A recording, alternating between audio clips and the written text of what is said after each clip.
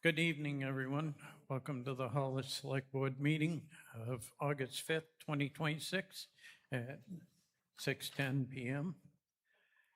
I'd like to call this meeting to order on the roll call, starting with the town manager, please. Dick Moore. Danielle Bradbury. Mike Harnois. Roger Hicks, Jack Regala. Dan Rumian. and we have a quorum. At this time, I ask everybody to stand for the pledge of allegiance, please. I pledge allegiance to the flag of the United States of America and to the republic for which it stands, one nation, under God, indivisible, with liberty and justice for all. Long may she wave.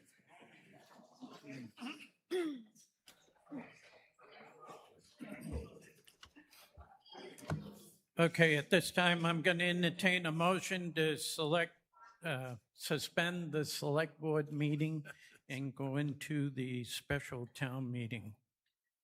I make a motion to suspend the select board meeting and enter into a special town meeting. I have a second. Second. All in favor? Aye. Aye. All right, Crystal, it's yours.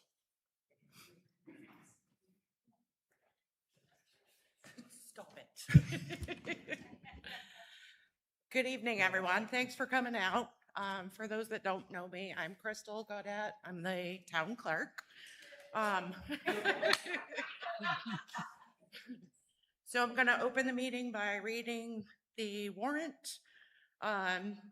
State of Maine, County of York, to Terry Walters, a resident of the town of Hollis in the County of York, State of Maine. Greetings. In the name of the state of Maine, you are hereby required to notify and warn the inhabitants of the town of Hollis in said county and state, qualified by law to vote in town affairs, to meet at the Hollis Meeting Room located at 34 Town Farm Road on Wednesday, the 5th of August, 2026, at 6 p.m. in the evening for the purpose of acting on Articles 1 and 2 as set out below. Article 1 is to elect a moderator by written ballot to preside at said town meeting. So I will open the meeting. I will accept nominations for a moderator. I nominate Gerald Gannett for moderator. Okay. Do I have a second? Okay.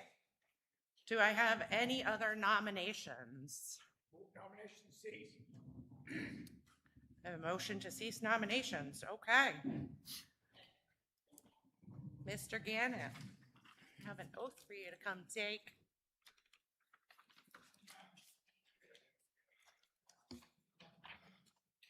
There's two here just in case we messed up the first one. All right. Oh, yes. I'm sorry. I need the, that's right. I need the, the ballots for the vote.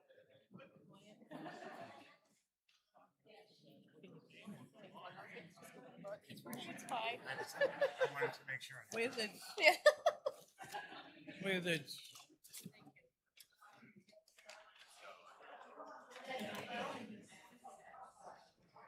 I knew I was gonna forget something. Oh, this is, we gotta put ours in. I mean, we don't have to, it's just whoever wins. This is just to elect Butch, so we don't do it. That's too many people have a chance. I could be cheerleaders.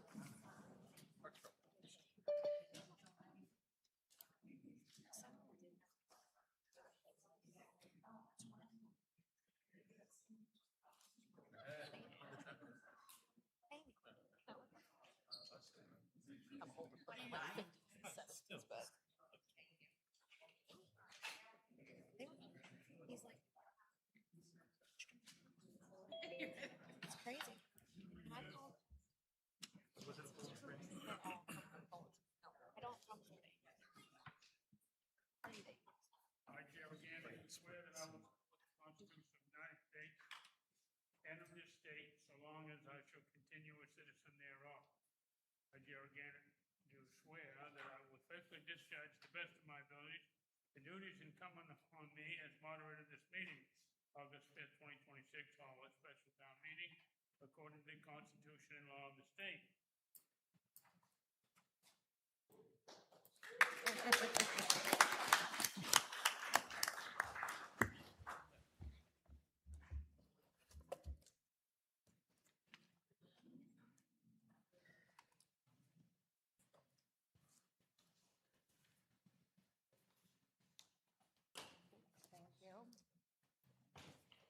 And I don't know. So a couple people have questions. I'll Do you want address to clarify? I'll address it, Okay. yeah. I was going to, but I think that's. Yeah, okay. From you. All right. Okay. Now, Crystal called me Mr. Gannett. That was my father's name. And sometimes they call him Sir. Before we start, I'll tell everybody that the bathrooms are over here. If it's your first time in this building, there's exit behind you. There's exit here. If emergency should arise. I would ask you all to make sure that your phones are on silent. I belong to a couple of organizations, and if your phone goes off during a meeting, they charge you $100. We need some money in the coffers, right?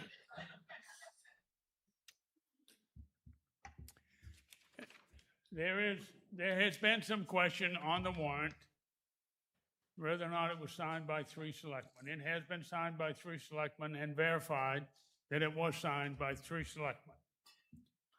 So that should end any questions there. I'll read the article.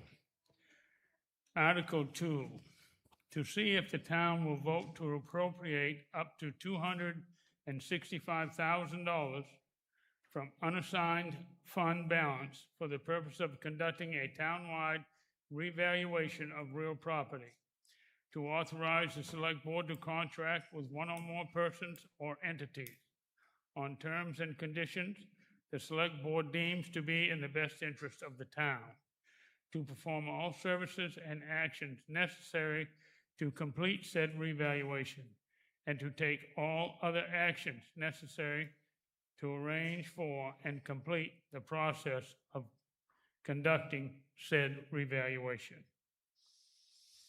Given under our hands 23rd day of July 2026, and it's signed by 3 selectmen. I'm going to ask the chair of the select board to address this warrant article first, and then we will take questions and comments after that. If you do have a question or want to make a comment, I would ask you to stand and be recognized first. Bennett will come to you with a microphone so that you can be heard here as well as on the television. So Roger, if you would address this warrant article. Okay. There's been several comments made to a number of the board members here that they really didn't understand the warrant article itself in the June election. So the last evaluation in the town was done in 2001. Back in 2017, when I was on the board with, I believe it was Rita, Mike, and myself, we hired a person to come and do the reval. The reval was supposed to be done by 2018. I left in June in 2018 to seek another election.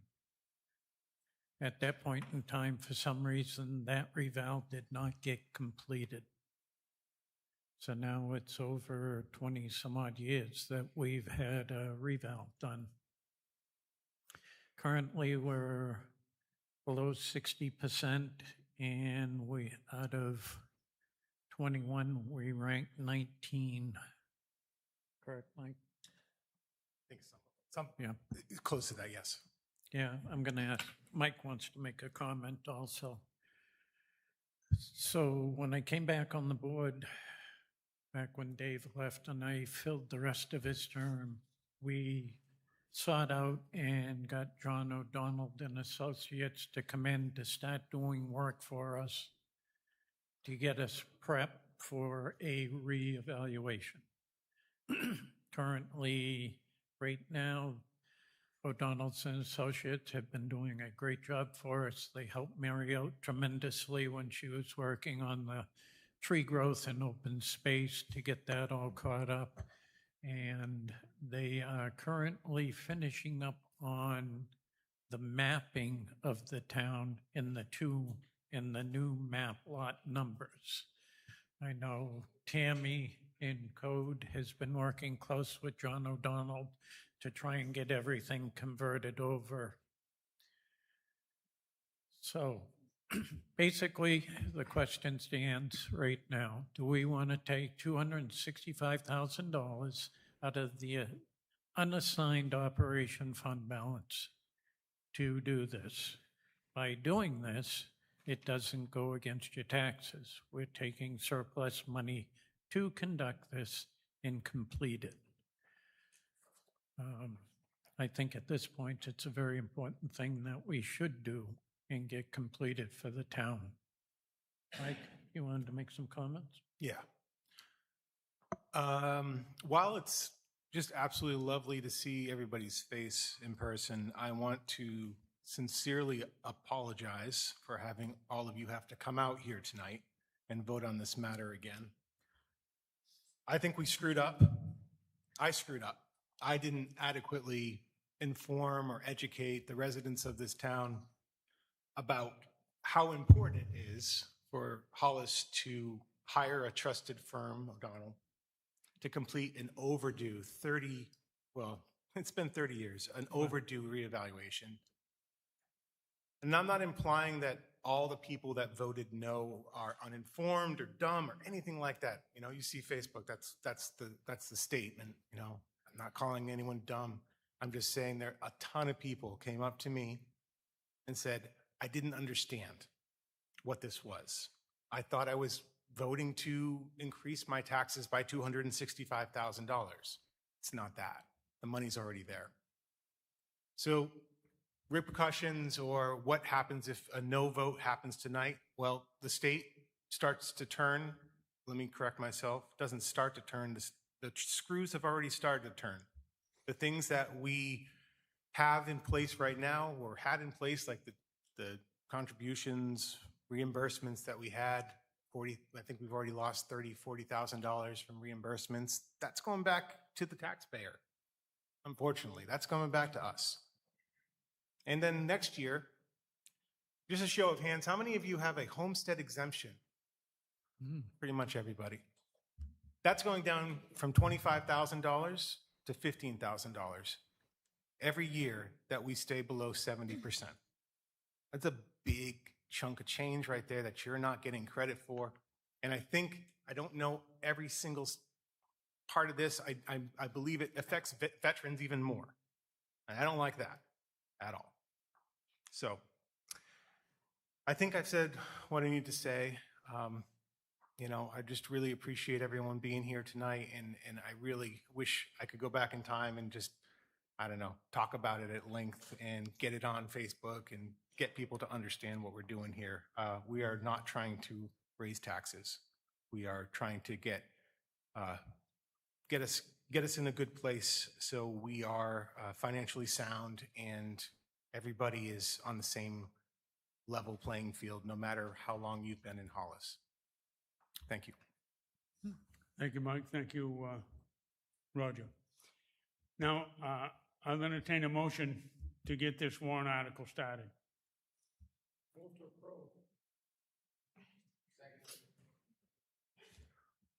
I didn't hear. It's been moved and seconded. Okay. By who? Can you say your name? Oh. for the- Marguerite and I move to approve.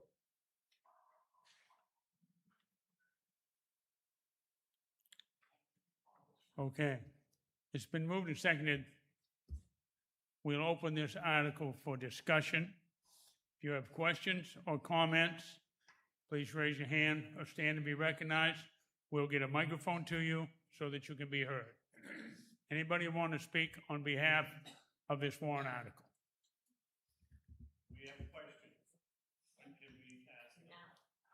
You can certainly ask your question. Dave just had his hand up.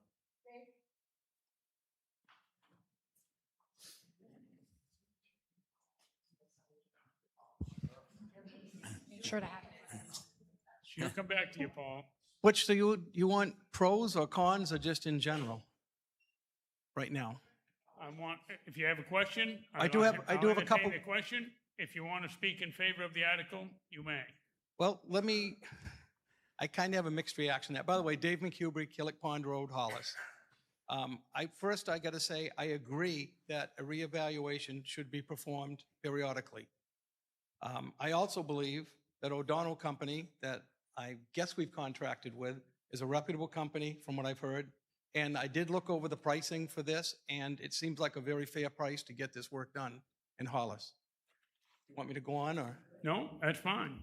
If you're satisfied, I'm satisfied. Well, I got some more. Well, go on then. And now I'm kind of going to go in a different direction. This revaluation really is not the answer to what we should be doing right now. We should be looking at tonight approving like $10,000 for somebody to go in and get the sales reports from the state and work on the values of all the properties so we could, on the cards and on the computer, so we could be in compliance while this revaluation is being done. So for $10,000 approximately, we can save losing another 30, 40, 50,000 that they told us about. This is done by all the communities around us. Buxton's at 100%. They haven't had a reval in 20 years. Standish is at 100%. They haven't had a reval in 20 years. 2004 in Standish, I checked today.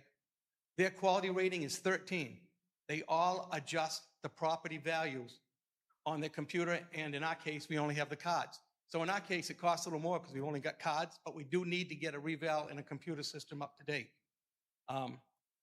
That's just my opinion on that. I think we're going to have to wait a year to get this reval done, which means we're going to lose another $30, $40, or $50,000. In the old days, your brother, John Wood, Mark Goodwin, when they were the selectmen before we had an assessor, they did that. Our assessor, Deb Stitson, did that. Parker Appraisal was getting ready to do that because we were getting close to that 70% range. And I don't understand. We have 5 select board members who are sworn assessors, overseers of the port, et cetera. And we have a town manager and we have an assessing company. I don't understand why this has not been done and kept us in compliance with the state. So there's my negative side right there. Okay. Again, I'm not against the reval, but we need to do something to save this town money in the meantime. I do have a question, though, I think Roger can answer, or they've been talking about. Are we going to be using those GIS maps that were done in 2016, 2017 that slowed down the other reval? No. We're going to waste all that No, we hundreds are, of Dave. thousands? We are, Roger. Dave, We're using that work. The GIS maps, yes. These are the ones that were done by O'Donnell's the has all company. that GIS stuff that CIA did. They Yeah, do. done back in 16, 17, or whatever. They're not redoing the They're tax updated. maps. They're what? They are not redoing the tax maps. They are just doing the assessing. But they're using the new proposed tax maps that we paid to do back then. Yeah, you're talking about using the same maps, though. Dave, do you remember CIA? Yes. They were building the new tax maps. Yeah, they built the GIS. And they're- They did all that work. And Right, and that is what Tammy and John O'Donnell are doing right now, are linking the old NDS with the new CIA mapping. So they're trying to get it to mesh together properly. Well, I'm So glad it's to see current- we're not wasting all that money we spent back then, because those are done fantastic. So right now, yes, the new mapping is being worked on right now to be ready for this. So I guess everything I got to say is, are we going to fix this problem before we lose more money? Our quality rating won't allow that. You said Standish has a 13% quality rating. Yeah, and you got to be under 20. Yeah, and ours is like 60. We have some properties that are paying, what? We're at 19. 40%. We have some properties that are paying 60% all of over the the value. place. It's all over the place. We can't just readjust everyone together, because that means the people who are already paying way more than they should are just going to be paying more, and the people who are getting a really good deal are just going to be getting the same deal. After we get this done, we can do what Buxton does. We can do what other towns do. We will be up to date, and we can start doing exactly what you're saying, Dave, which I agree with 100%. But we have to get our Somehow we house in got order. messed up in between. Huh? Somehow in the last couple of years, we've got messed up that you can't I don't- adjust those You're numbers. not wrong. I'm sure you might be right. Dave, I think we're beyond Yeah. the that's warrant okay. article. Well, yeah, but either way, it's like, we need to fix a problem before we try to do something else, but whatever. All right, you Thank can you, Dave. pass the microphone to Paul. Thank you.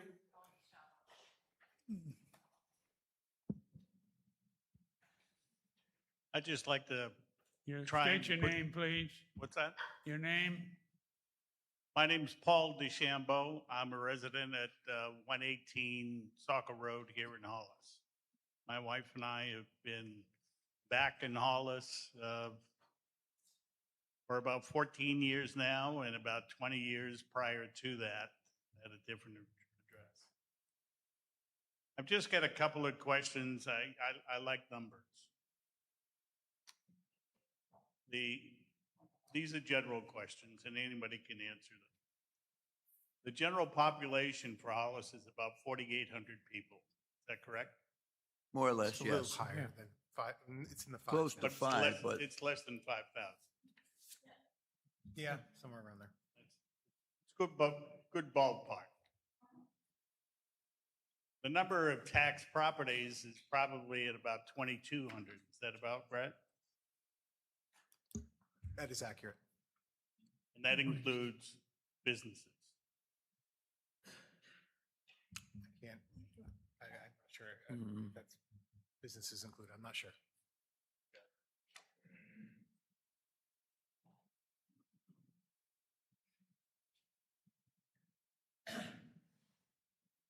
What I'm concerned about is the impact that taxpayers are faced with. Those of us who have tenants have to consider raising rents to meet the tax bill, which they're not involved with.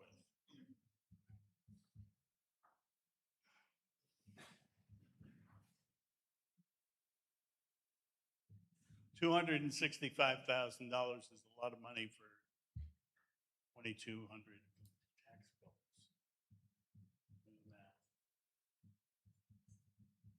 Usually a job like this is gone out for bids, and I don't know, has that happened? Roger? No.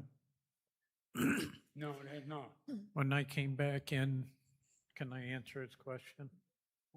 When I came Please back do. in filling Dave's position, I found out that the town had changed over to the select board being the assessors for the town. So I said, I'm not a certified assessor. I wouldn't know how to assess property.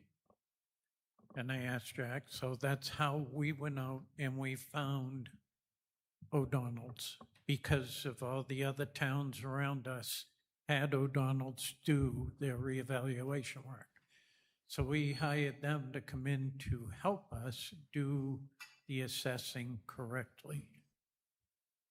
And that's how we ended up with O'Donnell's and Associates. But was it put out for bid? No. He gave us a quote back, I believe it was 24. Is that correct, Dave? You got the paper in front of you. Was it in 24? I believe per year for regular assessment is 35,000. Yeah. Can I correct one quick thing? Parker Appraisal did this for 2 years. They were there when I left. They weren't when they quit, Dave.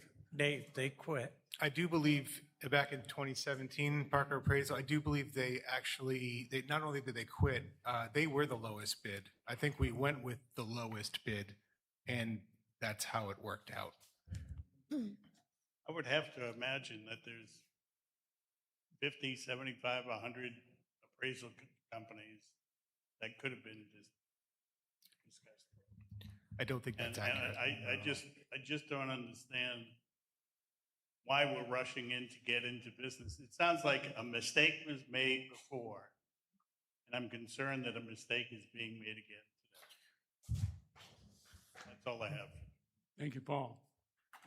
I think the fact that we've had some appraisal companies in and trying to do assessing in town, and that has failed for one reason or another, It's not really something we need to discuss here tonight. What we're talking about is this reval. I know it's a lot of money, $265,000, a lot of money. It's something that needs to be done, or we're gonna start being penalized by the state. You get a homestead exemption, the state kicks some of that money back to the town, and they're gonna kick less back. Same thing with tree growth and other things. We have, any other comments, questions? One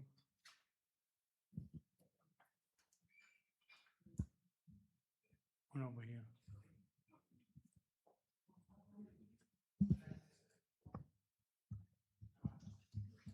Terry Walters, Oxford Drive. I do forestry work for a profession, and we have the Maine tree growth tax law. And it's a very misunderstood program, but it's a very excellent program. And people can put their land under it. They can't develop it. They have to manage it for timber production and conservation. But the town loses money on that program because the property isn't assessed as high because it can't be developed. But the state has to reimburse the town for that loss if we're in compliance with state law. This town is no longer in compliance with state law, so we don't get the reimbursement. We're just leaving that money. And that's a shame, folks.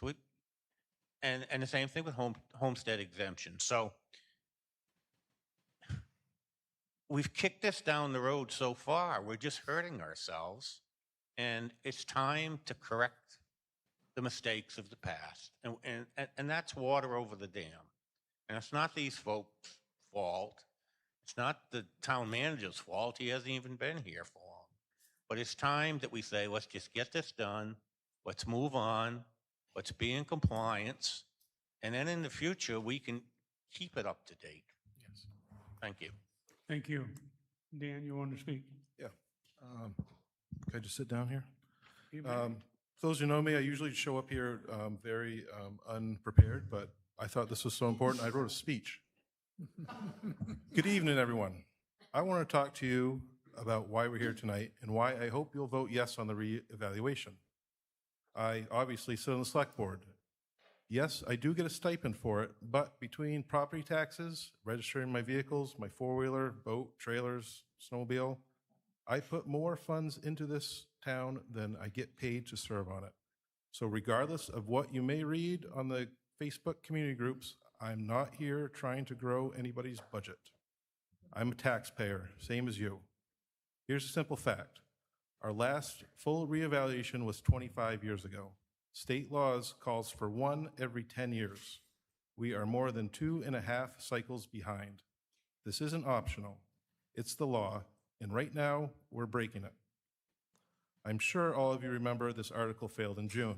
I understand the hesitation. Reevaluation sounds like higher taxes. But it doesn't raise what the town collects.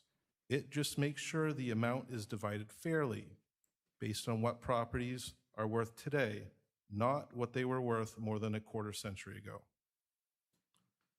Think of it like a group of old friends going out to supper, and instead of splitting the bill based on what everyone ordered today, they split it based on what everyone ordered decades ago. One friend ate T-bone steak, but only paid for a hamburger. Someone else ate a grilled cheese, and they're the ones who's been covering for their friend's T-bone for the last 15 years. Nobody did anything wrong.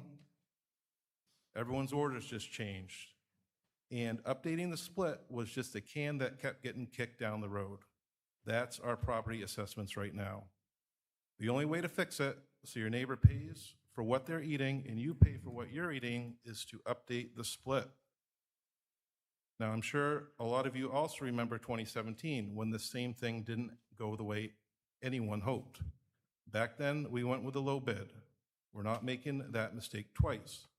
This time, J.E. O'Donnell, the firm already handling our assessment maintenance, has agreed to hold a place in line for us. They are one of the most sought-after firms in the state. They are booked out years in advance, and their offer won't sit open forever. If this weren't important, we would not all be back in this room asking a second time. The law is still the law. Our assessments are still 25 years out of date. So tonight, I'm asking you to vote yes. Not because it's easy, not because it's popular, but because it's overdue, it's required, and it's fair to every property owner in town, including myself. So let's make sure everyone here is paying for what they are actually eating. No more, no less. Thank you, Dan.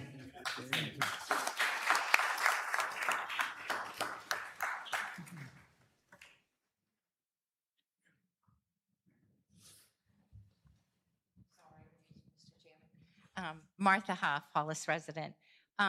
If I'm not mistaken too, when our valuation is low for our town, oh, I had a thought and it went right out of my head. It affects what we receive from the state.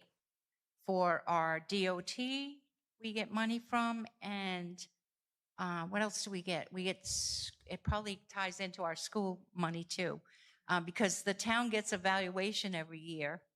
And we do get a couple reimbursements from the state, which is the exemptions, but also we get some money to help with our roads. So by us not being at 100%, we're not taking advantage of those numbers either. So it just kind of filters out and goes into, affects everything when your valuation's low like that. So. Thank you, Martha. There's someone else in the back.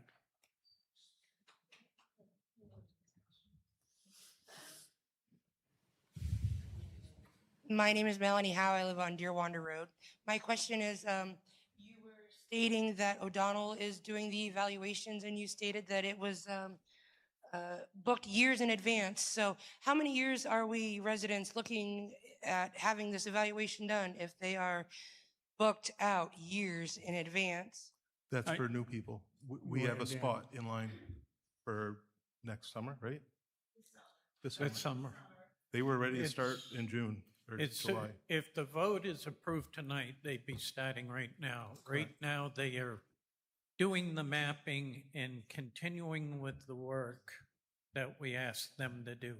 So if we approve this reevaluation tonight, O'Donnell's will be notified, and all the mapping and everything they're doing right now would be put into the reval. It's a really good question, though. We have a pre-existing relationship with them, so thank you for that question. It's great. Any other questions? Up here. Chris, up here in the front, please. Well, we'll get to them. Hi, I'm Joan Vermette. I live on River Road. I understood that if we remain in noncompliance, that the state can intervene and take this work over, and that would not be advantageous to us because we wouldn't be using our own evaluation firm. We might have kind of be compared to communities that are more affluent than ours. Can anyone speak to this? Is this true? Yes. If we don't have a revaluation, they will do it for us. Okay. So it's either we do it, and it won't be nice. or will be done to us. Yeah, that's correct. And we don't want that to happen. That is correct. Okay. Do we have any horror stories from this happening in the past or comparable? I don't have any. There was a reevaluation workshop Mm-hmm. held here in this room. It's on the website, and you can watch it. You just select town meetings, watch town meetings, and you get in there, and you go down, you find reevaluation workshop. It's Mm-hmm. probably an hour or so long, but Okay. it's very informative with this fellow who works for O'Donnell. So Okay, but that addresses the issue that I'm it talking does. about? It does. Okay. All right. Thanks. Just wanted to Okay. put that out.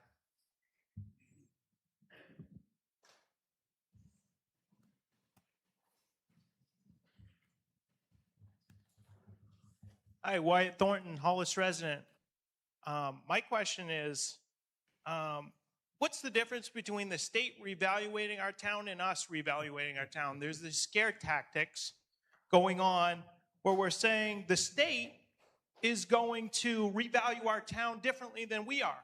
So are we going to lie or are they going to lie? That's my question.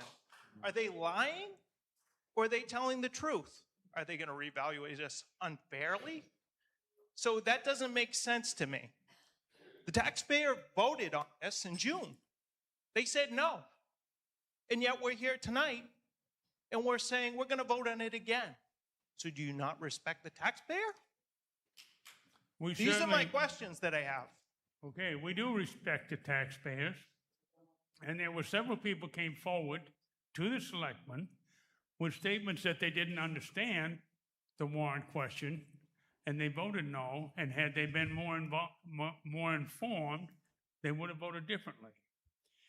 I'm not saying that we're lying, and I'm not saying that the state's lying when they do a revaluation, but the state looks out for their interest where we look out for our interest. And So- I'm sure there's wiggle room in there that can be done. So those numbers would be different than we're assuming, right? And then Sure. further, Bonnie Eagle School is telling us that roofs are caving in and that playgrounds are unplayable. And we're building a turf field. And my question is, are we going to use this money from a revaluation to fix our schools? What are we going to use this money for? If this vote is positive tonight, we're going to use this money for revaluation. We're not discussing schools or playgrounds or anything else. We're talking about whether or not we want to have a revaluation. It was at the town meeting. It was defeated. People made the statement that they didn't know. They weren't well informed on the subject. I was one of the people that voted That's why no. it's here again tonight. I voted no, if that helps anybody else. I'm not trying to say that I was smarter than anybody, because when I read that question, to me, it meant taxes were going to go up because you reevaluate the town. I didn't know how out of compliance we were with the state, and the fact that we're going to lose a lot of the kickbacks, which eventually raises our taxes anyways, because we're not getting the kickbacks. And so the town's going to wouldn't raise our taxes, but we end up covering more because the state's not giving us those kickbacks. So we're going to raise the taxes to get more kickbacks. So we are going to pay more taxes and then we're going to get more kickbacks? This article will not raise your taxes. Just listen to me a minute. Listen to me. This article is going to bring your taxes closer together throughout the town. Some people are way underpaying the value of their property. Other people are paying way over the value of their property. This is going to bring it back closer together. What drives your taxes in this town is your spending. You spend money, you got to raise money. That's the crux of that right there. We've got another couple of people over here. Yeah, cheers up. You're closest, Martha. Martha Huff. I can answer that, I believe, about the state part. So if the state comes in and says that we're at 60% and they want to bring Hollis to 80%, they're going to say just a blanket, you need to raise your property values to X, Y, Z. That's my understanding of it. If you do a revaluation, that's based on each individual property. I've lived in my property, 47 years. So my home may not be, and I can guarantee you it's not as well maintained as someone else who's been there for 47 years, but they've added improvements. They've added a garage, they've done this or that, or, they've kept up more so with the maintenance. That's the difference. That's why you want it to come on to you. It becomes more fair because it's individualized versus than a just blanket. We're going to put everybody's value, and I don't know what it is, but let's just say they're going to increase everybody's value on their property by $50,000.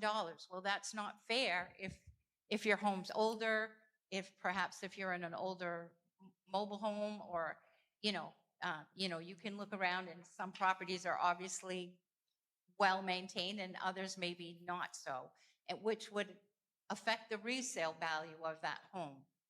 And I also, and I'm not sure how they do revaluations at this time, but I'm probably the only person in the room that was here during the last revaluation, and you got an estimate of what your property was valued at, your land and your building, and you had a chance for an appeal. You could come in and talk with that company and say, hey, listen, I don't think you have this right. I think you need to come look at my place. My kitchen floor's fallen in, so my home probably isn't worth as much as someone else's.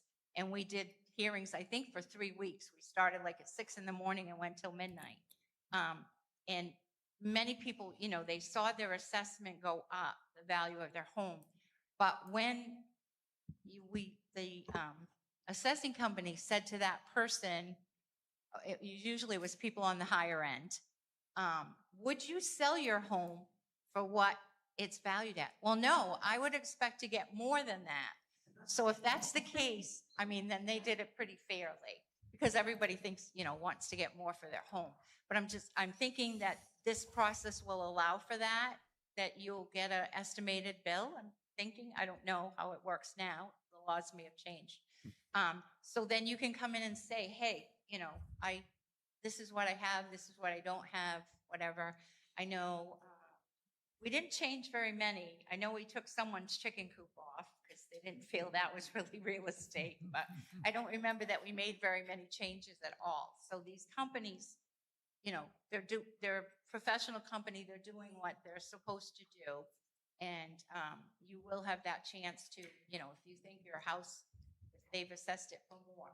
And I also want to say that not everybody's tax bill went up last time. There were many people that stayed the same or even went less. So it's not just because you hear revalue, you think, oh, my property's going to go sky high, my building, my land. That's not necessarily the case. There were many people last time whose tax bills actually decreased. Thank you, Martha. Over in the back. While we're passing the mic, I just wanted everybody to understand, when our property values get reevaluated, our mill rate is also adjusted down. Very important aspect. A mill rate, for anyone that's not familiar, is basically the percentage that is charged per $1,000 of your home's value. And so that's going to go down. So right now, are we 15? 15. 15. Right. Another town of comparable size, maybe a little smaller, that just completed their reevaluation, I think they were up in the 14 range and they went down to 7 or something. So it basically is about a half. So I'm sorry. Please. Melanie Howe, I live on Deer Wander Road. I guess my question is, how are all of these new builds going up? Say like Dakota's, Place, Evelyn's Way, say on Deer Wander, all of these new developments going up. I know that I had a loan modification on my home, and I think this was in 2014, and they used Boulder Ridge in comparison to my house, and everything on Boulder Ridge. I just don't see how the town can go 20 some odd years without doing a tax evaluation. All of these new builds are going in. How are you coming up with that tax analysis of that property if we're so behind? Anyone want to take The new ones come up as current market value when they're built. So they're paying the outsize. They're paying for everybody else, basically. The people that have new builds. They're paying a unequal share, I should say, not paying for everybody else. But how is this going to affect, say, I will say, probably 3/4 of this room are people, the population. They are living on their retirement. There are people on disability. I get SSDI. I live with my boys. How are people like me and my neighbor going to be able to live through this evaluation? This 20 years or more is significant. It's not just like pocket lint coming out of your pocket. Come on. This could be significant. You're going to lose residents. This is significant, and it needs to be corrected. It does, but I don't think the taxpayers need to suffer the selectmen who we voted in to take care of this issue. We all have to take accountability, and that's what this country really lacks, accountability. Okay. What's the alternative, though? But we shouldn't have to suffer with the negligence of How do you know the town yours manager. isn't going to go down? Tom, If- Tom, get a microphone, Tom. You've been talking back here the whole time. Yeah. My thing is, we don't really have a choice statewide. All right, if we can have quiet, please. Sorry. Jim Presby. I'm a resident of Hollis. First off, I want to say bravo to all of you who are here. It's nice to see people actually participating in local government. I do have a question. I'm not kind of still deciding what I'm going to vote, but I'm pretty for it. Is it possible, since you guys will be doing, if we do vote yes, to be doing the reevaluation during the winter months instead of the particular summer months, so that everybody here can save about 10 to 15% off their appraisals? Because if we do it during the winter month, the appraisals actually go down about that percentage. So if we do it that way, that would kind of save some money. I like the way you're thinking. It's a great idea. Tom Wachowski. Am I okay, Butch? Am I good? Tom Wachowski, 671 Hollis residents just voted this down. I have, in the past, for years, stood in favor of having reevals done. I stood in the old town hall in Mary's office, in the select board office, I apologize, in the select board office 3 years ago and asked when they were going to get done. They told me they were right on top of it. I asked 2 years ago at a public hearing when the reevals are getting done. Roger had informed us they had dropped down to 64% at that time. So trust me when I say I am all in favor of reevals. I understand the importance of it. I understand why they exist, and I understand why we need to have it done. That being said, 671 people just voted no on this. This select board has made the determination that those 671 people didn't know what they were voting for. I don't believe that's true. 671 people that we allow to do every other aspect of life without their select board interfering or second guessing their choices. It is the most American thing to be able to vote for something without anyone else trying to silence your vote. And that's exactly what's happening tonight. A select board has decided that a group of people, a majority of people, didn't know what they were voting for or didn't like the thing that they voted for, or were not intelligent enough to vote for what the select board thinks is in the best interest of the town. Tommy, nobody said that they thought the people were not intelligent enough to understand the warrant article.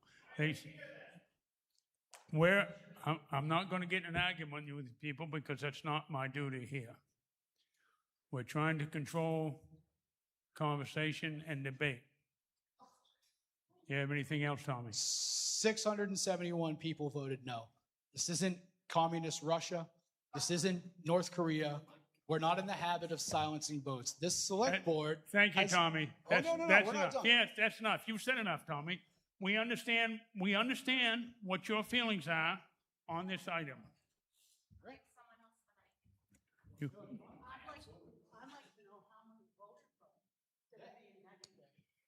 Phil. All right, never mind. Let's not have any in-house conversation. Phil Fenimore, Bean Street. If this was an issue that had to deal with paving dirt roads in town or putting pickleball courts in, or something that is not going to affect our entire tax base and our financial stability, as the board has said, I would be 100% in agreement with what Tom just said. But we can't blanket statement something like that when there's an issue this big that is going to impact our ability to stay viable and not have this blanket reval done by the state, as Martha pointed out. We need to look between the lines here. And again, if this was not something that was absolutely necessary for our financial stability, I would be standing on the pulpit with Tom for that reason. But I trust we voted for these people, and all of them agree that many of them, I don't want to say all, but many of them have agreed. People have come up and said, I did not understand. Danielle said she did not fully grasp this and has changed her mind since then, has supported this and was part of voting to bring this here to the special town meeting tonight. I think that needs to be said. And again, I am not up for special town meetings to correct what people voted against. But given the information that we have and how imperative this is to our tax base and to our financial stability, I think we need to be here voting on it, and I would encourage everyone to vote yes. Thank you. I want to pass the microphone back, please. Seth Staples, Bear Hill. I would like to actually thank the select board because I think they have been very clear that this vote tonight is a result of some of those 671 people coming directly to them and asking for this vote, because some of those people have said that they did not understand it. And so thank you for allowing for that to occur. Roughly how long will the entire reevaluation process take? Do we know that? We're shooting for April. Okay, so under a year. Yes. Roughly. And $268,000. I've heard just a number of things about how much we're essentially leaving on the table with the state because we are out of compliance right now. Do we have any idea roughly how much that is on maybe an annual basis? When are we looking at 100,000 a year, 200,000 a year? Do we have any idea what that looks like between everything, the tree growth, the DOT, I mean, everything else that's been tossed out there? Tree growth right now, we'd lose about $40,000 a year. And then on your home exemption, you're going to lose half of it. So Dave said roughly, he thinks roughly, Dave, right? Roughly 30 to 50 a year. And so we're looking at essentially the reeval pays for itself within about 4 years. Yep. I know when I'm looking to budget things in my home, when my wife and I are looking to set long-term budgeting plans, if we can pay for something in our home that's fairly major and have it pay for itself under 5 years, we do it. So thank you. I kind of have the answer here. The penalty structure is straightforward once you know the rule. If a municipality fails to hit the minimum 70% assessment ratio, we are at 62, 58, 62, I think it loses 10% of the calculated reimbursement for every percentage point below that threshold. So the steps it gets steep pretty fast. Assess at 65, 5 points under, you lose 50% of that reimbursement. 60, you lose 10 points under. Below 60, basically just lose everything. Becomes zero. So we pay for it pretty quickly in what we're going to get back from the state. We've already lost. We will continue to lose if we don't make a change. Thank you. Thank you. In the back. I got a quick question. Do we have a certified assessor in the audience at all? But we don't have O'Donnell's here? Okay. Oh, Martha said she used to be. I actually wanted to say a little different to the answer you gave the gentleman and the lady up front. And what it says on the thing about the state doing a reval, the state's not going to come in here and go house to house and reval. And again, what they do is they're already penalizing us, as we've been speaking about. That's what they say the penalty is. And that's why most towns don't go by the 10 years on revals. It's because the state is sending us the state sales stuff and that quality rating we're talking about in a percentage. And then if we get below that, they're dinging us. So that's why these other towns like Buxton, Standard stuff, they don't do a reval even every 10 years. But even though, like I said, I think we should periodically. But there's nothing else going to happen to us except for what we just heard up there. They're going to keep dinging us and taking money away from us that we're not going to get back. But they are not. If you read it, everybody keeps going, the state's going to come do my house. There's no state assessment team that's right. going to descend on Hollis. That's not, No, that's not again, accurate. But if you read what it said in the brochure for this and what people have said, it makes it sound like they're going to come to help. The state is already dinging us because we're not compliant, and that's it. Okay, we've already established that. Can you pass the mic back? Sure.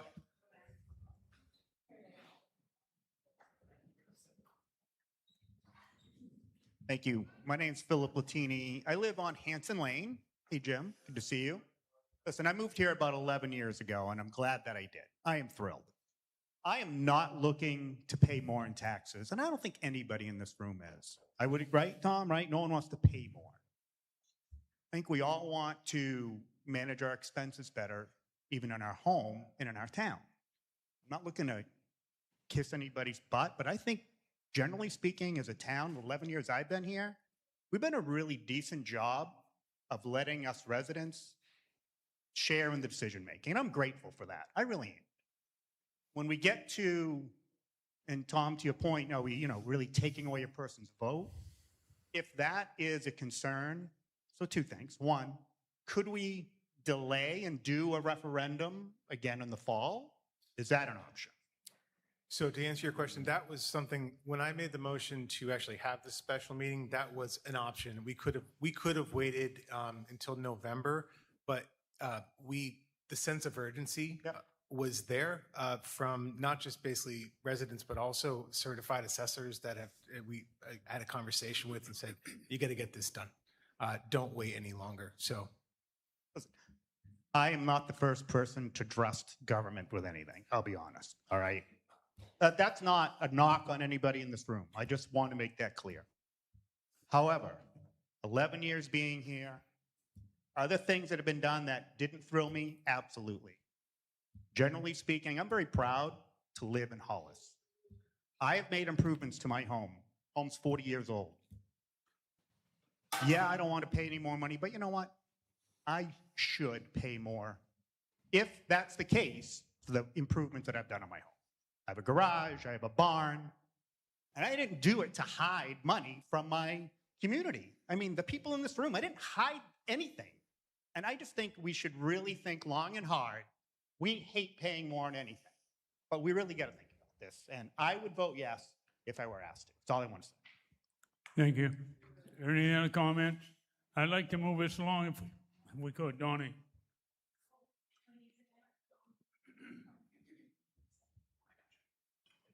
Can I call you Donnie, Mr. Marion? That's all right, Mr. Gannett, thank you. Don Moran, I live at 233 Barn Eagle Road. I think we're off on the wrong track here. Taxes by state law have to be fair and equal. We have to reevaluate our town because we have folks that are paying way too much. We have some folks that are paying way too less if we haven't done it for 25 years. So revaluation doesn't mean that anything's going to happen to you, but maybe something really good, you're going to get taxed less. Maybe something a little bit sour, you're going to get taxed a little more, and maybe it's going to be the same. But remember this. This town cannot appropriate any more money than what you vote for them to appropriate when you go to the polls. So even though this reval might increase your taxes, it doesn't mean that the town gets more money. They only can appropriate whatever their expenses are and no more. So on another note, these folks that are sitting up here, the 5 of them, we all went to the polls. We elected them because we trusted them, because we needed them to lead us. We're not following their cue. They are our leaders. If we're not going to follow these people with the recommendations they make to us, then we better go back to the polls and re-elect someone else that we think can do the job. I personally think they're doing the job. I think a reevaluation is important. I don't think anybody's going to get hurt very much, and I support the article, Mr. Moderator. Thank you, Mr. Marion.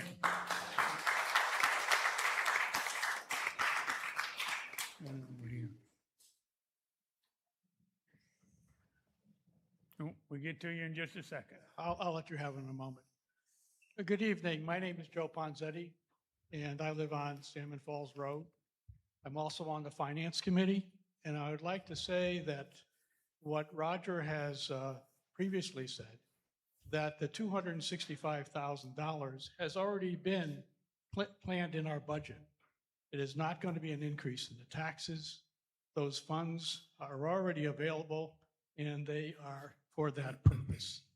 I would also like to say that it's a matter of fairness as to how the structure of taxes are paid. The town is not looking for any more money. The town has a certain amount of money to spend, and that's what the budget is. We don't need any more.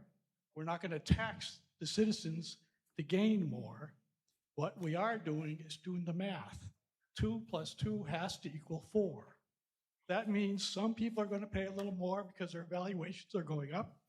Some people are going to pay a little less because their evaluations with the mill rate going down will total less. It's not a really complicated formula, and it's a matter of fairness. Thank you. Thank you, Joe. Bring it.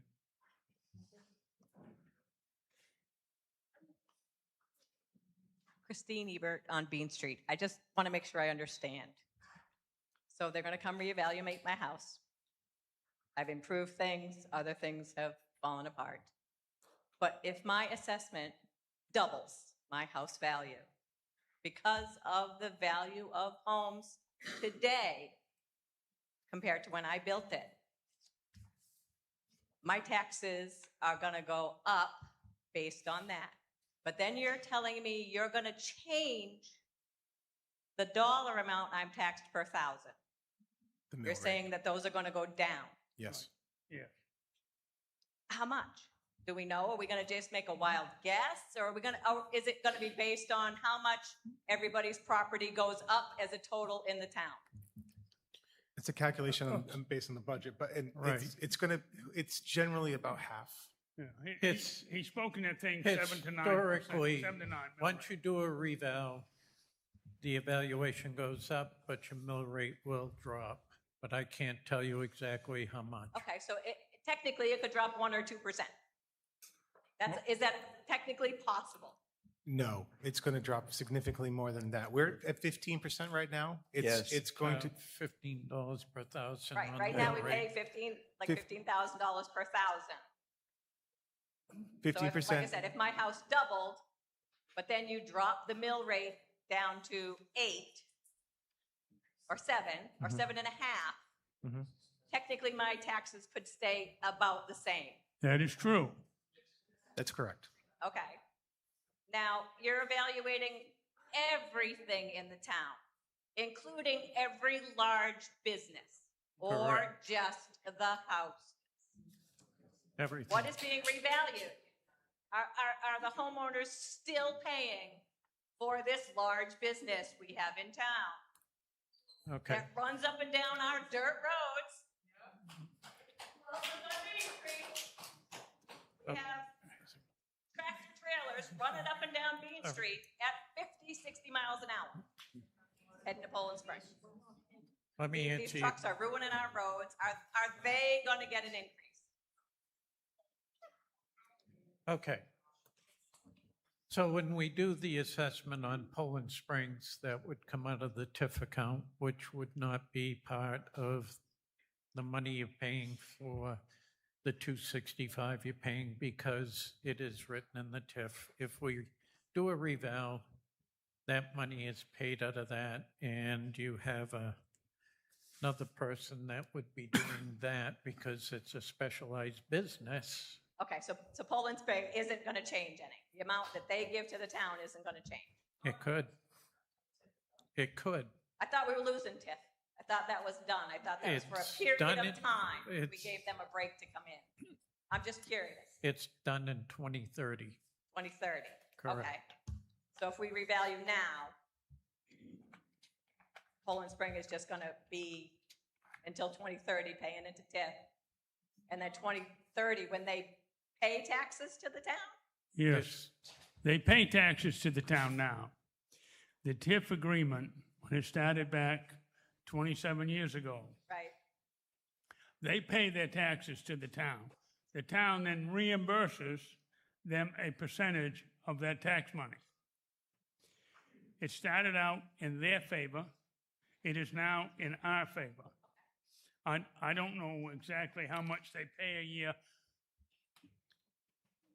but we keep the biggest part of it now Okay. and pay them back a small sum. Okay. So what about all the small business owners here tonight? They're making a living, some of them out of businesses on their property. So they started, some of them, their businesses 20 years ago or more. So their value, is their home value or their business value going to be based on the amount of money they make now? What their business profitability is? No. No, it's just still their Property structure. tax is based on property value, The not on structure. income Okay. of a property. Okay, so it's just, I'm running a horse barn. Yeah. My property value is not based on how many horses I can put in that barn. It is based, or how many horses I have in that barn. It's just based on the price of the barn itself. it may be based on how many stalls you have in Right, that barn. okay, the price of the Whether barn, they're yeah. full or empty, be the same. Right. Yeah. Anyone else?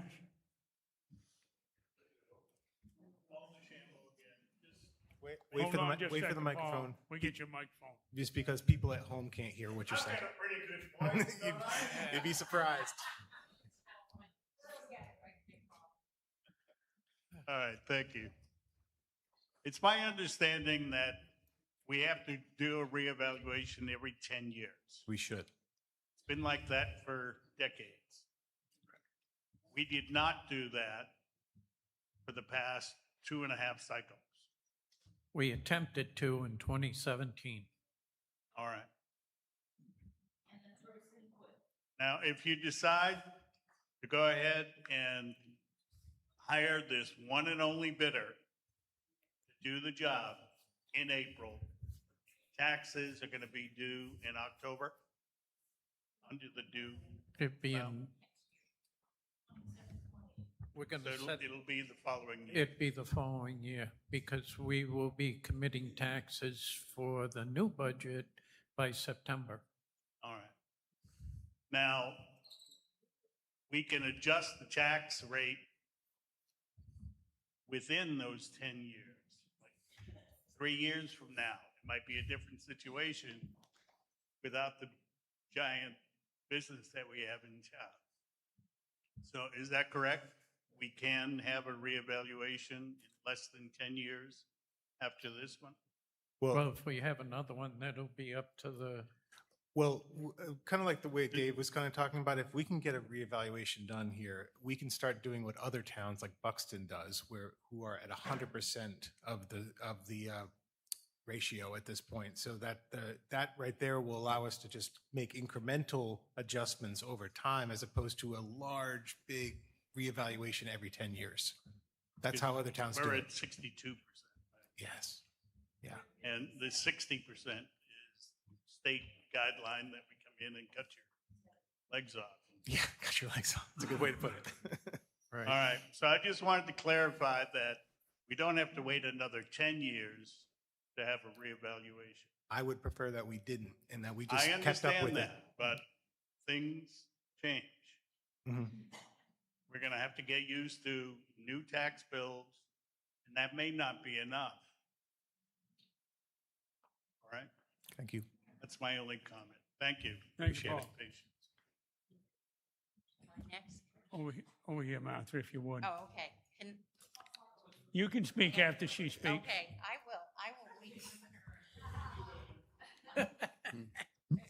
Rita Bradbury from the River Road. Mr. Moderator, we've had over an hour of discussion on both sides of this topic, and I would like to ask if we could move the vote, please. Have a motion to move the vote. Everybody agrees. Martha, do you have something substantial? Okay. All right. One more thing. I guess she's going to have a speech. I was only going to explain how the mill rate was set so that they know it's not, it's not something they can determine tonight. You have to have all the figures in order to set your mill rate. That's all I was going to add. Your property mill rate is set by dividing the property value by the money you spend at town meeting. That's how you get the mill rate. Spend less money, you're going to get a lower mill rate. Spend more money, your mill rate goes up. It's really simple. It's been moved and seconded that we move the vote. I will have a show of hands, yay. Those against? The yeas clearly have it. So now I will read this warrant article one more time to see if the town will vote to appropriate up to $265,000 from unassigned fund balance for the purpose of conducting a townwide revaluation of real property, to authorize the select board to contract with one or more persons or entities on terms and conditions the select board deems to be in the best interest of the town, to perform all services and actions necessary to complete said revaluation, and to take all other actions necessary to arrange for and complete the process of conducting said revaluation. All in favor, raise your hand, please. Opposed? Hands down, opposed? I'm going to say that the yeas have it. You have passed the article. Thank you, everybody. I appreciate you all coming out tonight and making the statements you have. They're always welcome. And I guess we need a motion to close the special town meeting. Hold on, please. Motion to Hold on. close special town meeting. We need a motion to close the special town meeting. Moved and seconded. All in favor? You're out of here. Okay, we're going to ask for about 5 minutes before we start the select board meeting.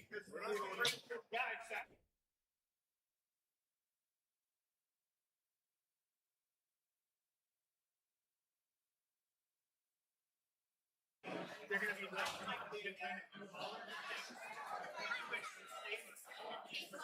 Are they going to go to each individual house and lock their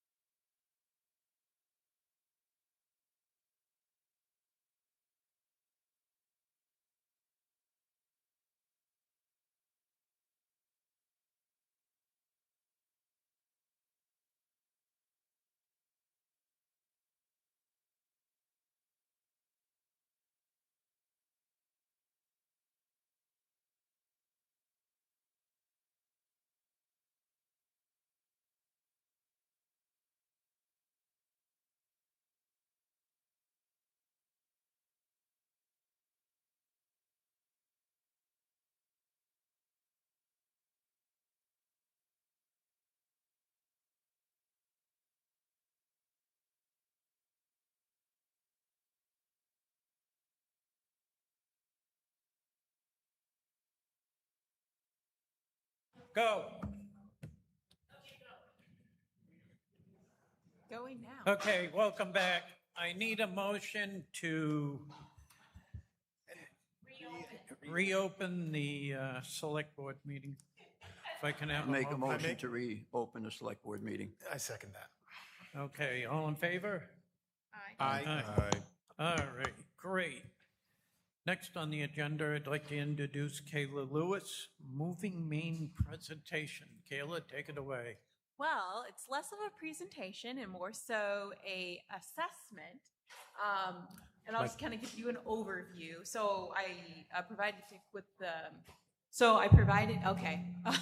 town manager with questions for the select board that pertain to kind of transportation. It's a transportation assessment. So I'll give you guys kind of like an overview of what this is all about. So like you mentioned, my name is Kayla Lewis, and I'm a program manager with the organization Moving Maine Network. And we are establishing a York County Mobility Management Hub in partnership with the Southern Maine Planning and Development Commission and York County Community Action Corporation. We are receiving funding from the Federal Transportation Administration through the ICAM grant, which allows for innovative transportation solutions to take place across the nation.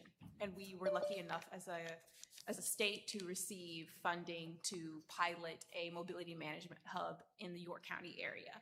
So the topic of mobility is a little bit different from transportation infrastructure. Yes, we're concerned about sidewalks and trails and whatnot, but mobility is focused on community members and helping communities look at solutions that help community members get to places, right? So we're less focused about road improvement and more focused about how do we help our older adults, our community members with disabilities, the youth have access to different modes of transportation. That way people can have their basic needs met.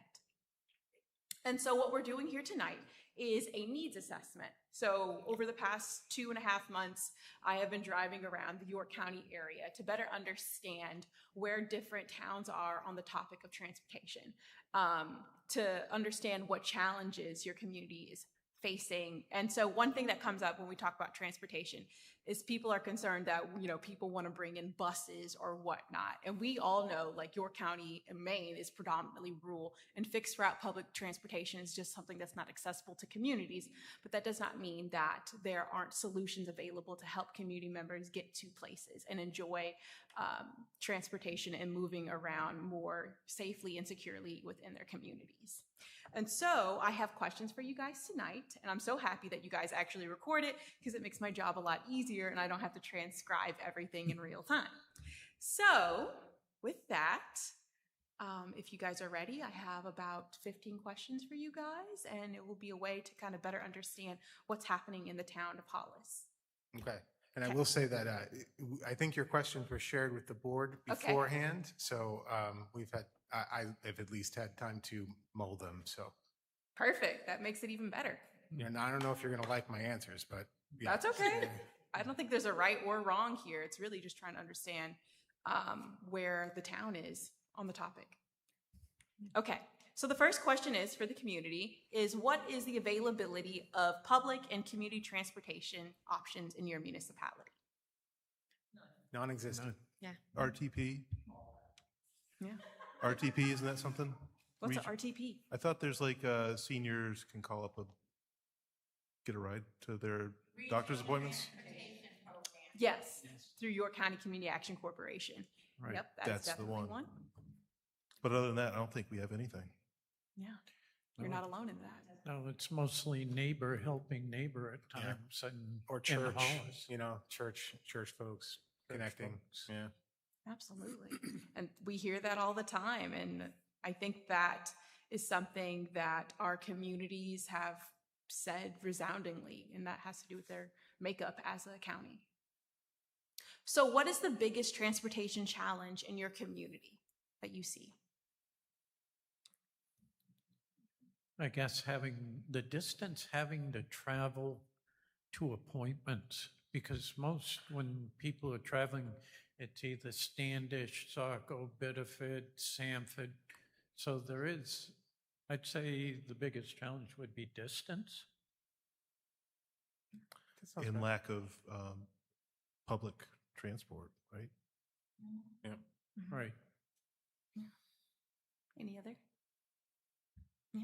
I know some of the questions are like, yeah, there's no access here. Like we are all dependent on our vehicles, right? And I think some things that we've heard in the community that have really kind of stood out to me is the fact that if you don't have a car, like that's it. Like there is no other way for you to really get around outside of like the neighborliness of community members helping each other out.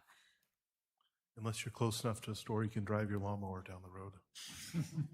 That's it. You know, I actually have been, one thing I think it's really important with this project is to also talk about the other modes of transportation, 4x4s, snowmobiles, AVs, all these are also ways that people get around.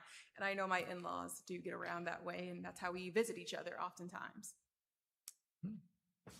So, how would you describe the current state of the following in your municipality? Sidewalks and crosswalks. That's the first one. How would you describe the current conditions? Non-existent. We got one Non-existent. crosswalk. Oh, yeah. It's right turn the out school. here, between the school and the town hall. And that took years to get. Yes. Oh, we got.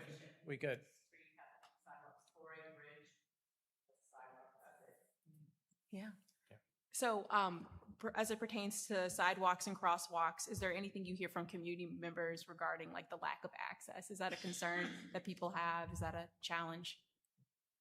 Well, I guess your biggest thing about your crosswalks is the sidewalks are your cost factors for a Mhm. town.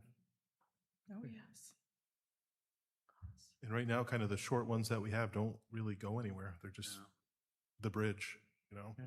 Goes from one town to the other, and that's about it.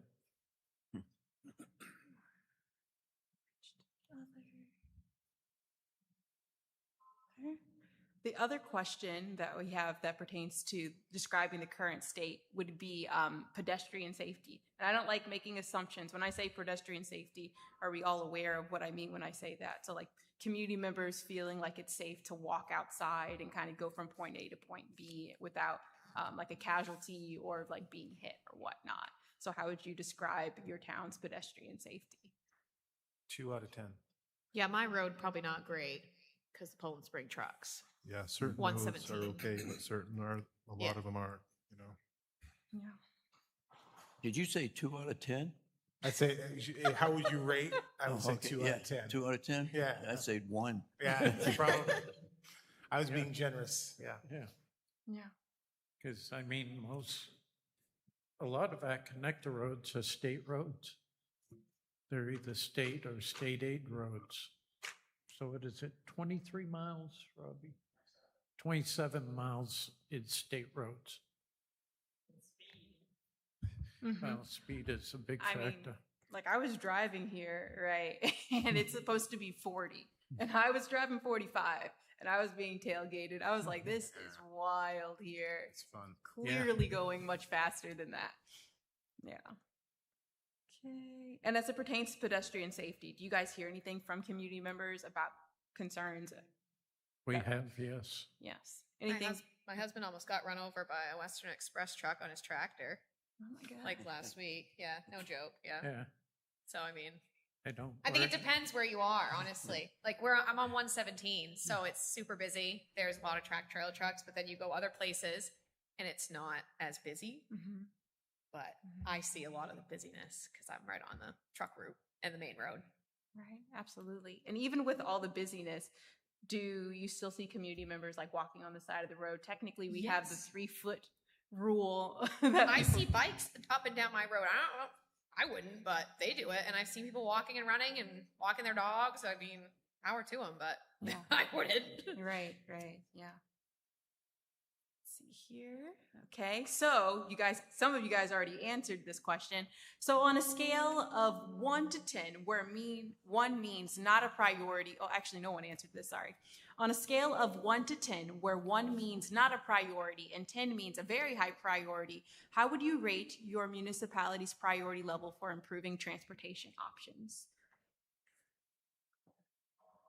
I think until now, We really haven't been challenged on it, to be honest, correct? I don't think the only time we really had issues come up is when the new bridges wanted to be built. People wanted sidewalks. Say a one or a two. Yeah.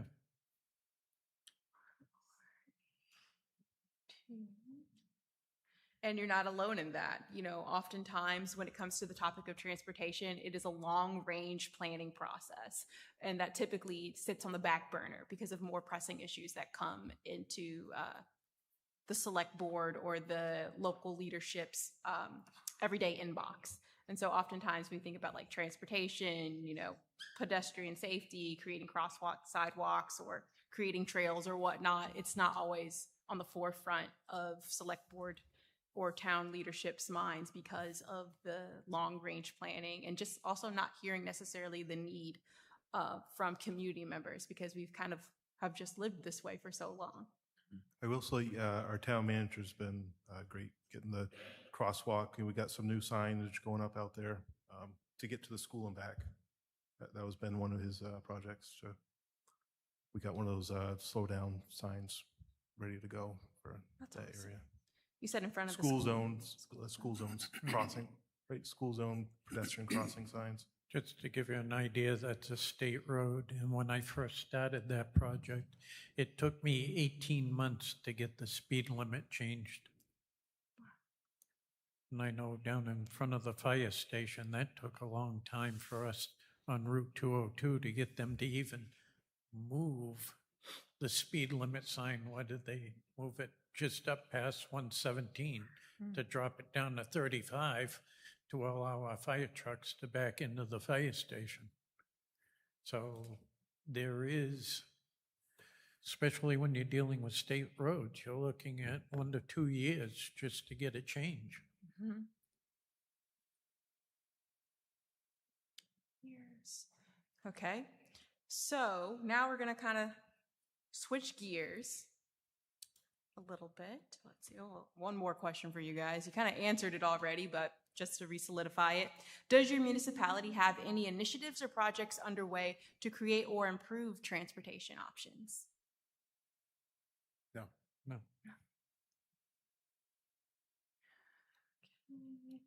But I did hear about the very exciting potential like bike trail situation that the town will be exploring hopefully relatively soon. That's very exciting as well. Let's see here.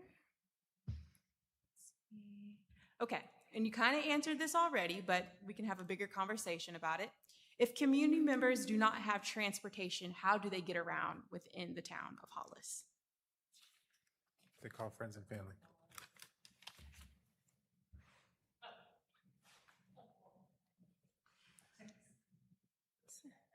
Family. Okay. Either that or, they call the ambulance, right, Chris? We're going to get there. Does that happen sometimes, Chris? We're going to get there. That's a question, actually. Yep. Ambulance. Okay. So, within your town, do you guys have community members who are homebound that you're aware of? Certainly. Yes.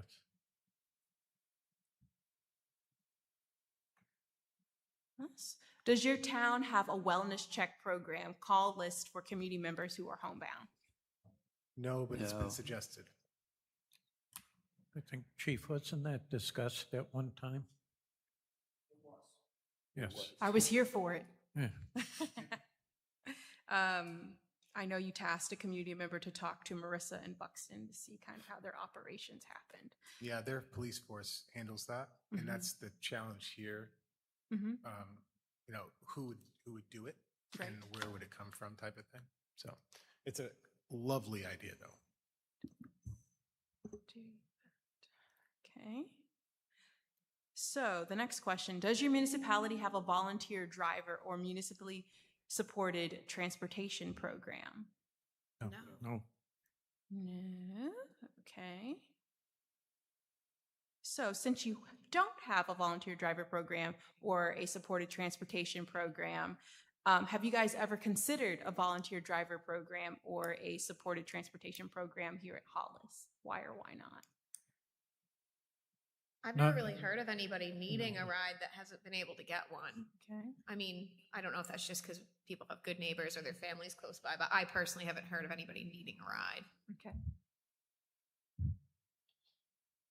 Once in a great while, we've received calls from 211. Mm-hmm.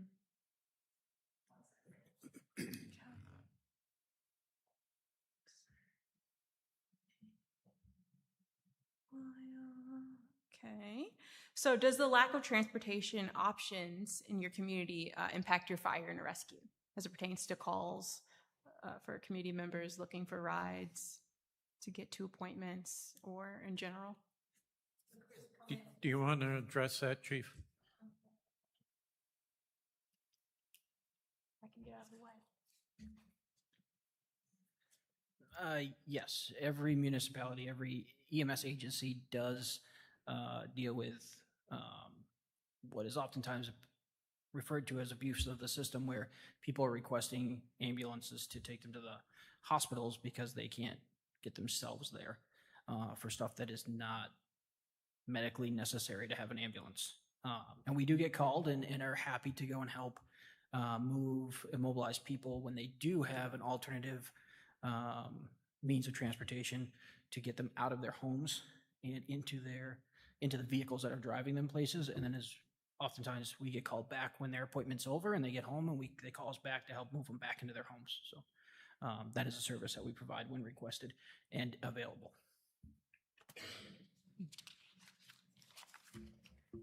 And the reason that I, ask about that, because that is something that we have heard loud and clear, that community members oftentimes call fire and rescue for non-emergency appointments because they can't get to a doctor because they don't have a ride or whatnot. And oftentimes fire and rescue is one of the first trusted places that they go to outside of family and friends. And sometimes that has a cost to municipalities due to services being utilized. And, when you use fire and rescue, there's a cost to that. So the question that I have, because this is something that we've identified, do you guys have an ambulance subscription program? Yes. Yes. How long has it been around, if you don't mind me asking? Oh, boy. 2017. 2017. I was on the select board back then when we did it. Nice. 2017. Good year. Okay. And do you know how many people are on it currently as it pertains to? A little under 300. Oh, wow. Shout out to Bennett. I'm not sure if that came through. Bennett said a little over 300. 100. Okay. So the next question is, how would you describe Hollis's sense of community? Because oftentimes, when we talk about neighbors helping neighbors, it kind of comes down to the community and how people come together. So just however you would like to describe it, how would you describe Hollis's community? 10 out of 10.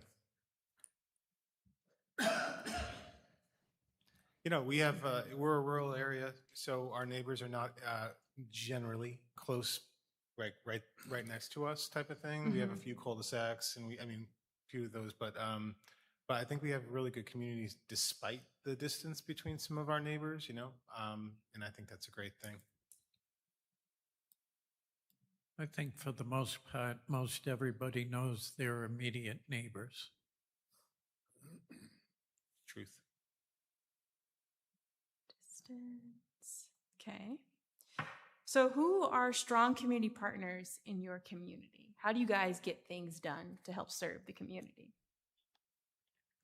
We have a lot of volunteers. We really do. Yeah, we got a good Lions Club. Good call out. Yep. The Rod and Gun Club, they Rod come and out Gun and help. Club, community ATV days. club, Yeah. snowmobile club. Worst comes to worst, we call the road commission. Well, well, he's been known to get calls on plowing people out so they can get places. I also call it Hollis News Center, predominantly, which is your Facebook and your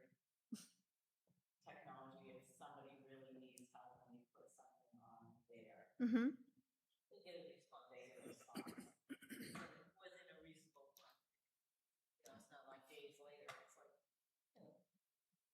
That's awesome. Not every community has that. Actually, I've been pleasantly surprised to hear that there is that strong sense of community across York County's most rural communities. It's been actually really pleasant to hear. So a little bit about what comes next after this. So I asked you guys a couple of different questions. So we will be launching this mobility management hub.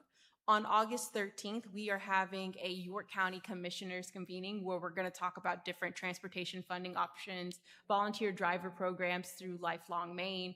We're going to go into detail about the mobility management hub. This is like I said, a pilot that will be happening for the next 18 months where we will be providing different programs that we will be rolling out, technical assistance through the Southern Maine Planning and Development Commission, but also through Moving Maine Network to help communities explore some of the different free options that are available, but also helping communities who are interested in creating municipal supported programming as well, because we do have some towns and cities within the York County area that are interested in, creating short-term pilots to see how things work. So after this meeting, I will continue to be in touch with you guys, letting you know what options are rolling out. And I'll stay in contact with community members who are doing amazing work within the area. Because ultimately, this is what we like to call an initiative. And it's a surge of energy to help communities move the needle on some of the most pressing social issues that we're currently facing. Maine is one of, I think actually we're rated the oldest state within the nation. And so it's something that we're constantly battling. And I don't know if you guys have been paying attention to the news lately, but community members are being stuck at home with limited options due to a lack of transportation. With that being said, I will continue to be in contact with your town manager to let you guys know about some of the things that are happening, and you'll continue to hear from me so you guys can stay in the know. Awesome. Thank you. Yeah, thank you. Thank you. Yes, so the August 13th event is a Justin Jeanette. He is coordinating a forum for interested community partner stakeholders to learn more about transportation funding options, to learn more about free programming through Lifelong Maine. Lifelong Maine is a organization based out of the University of Orono, and they help communities who are interested in becoming what's known as lifelong communities. And pretty much it's a partnership between the community members that are interested in establishing resources and services for older adults, and a partnership between community members and the municipality, and there's like an agreement. And from that agreement, the municipality can receive our supports from Lifelong Maine, that's based out of Orono, Maine. And programming can include sand bucket services. It can include helping community members start, tech help programs or handy help programs. But one thing that is a hallmark of their programming is helping communities establish what's known as volunteer driver programs. They help with the startup for those things, providing communities with, the upfront costs, right? So background checks, because oftentimes with the volunteer driver program, you want to have background checks.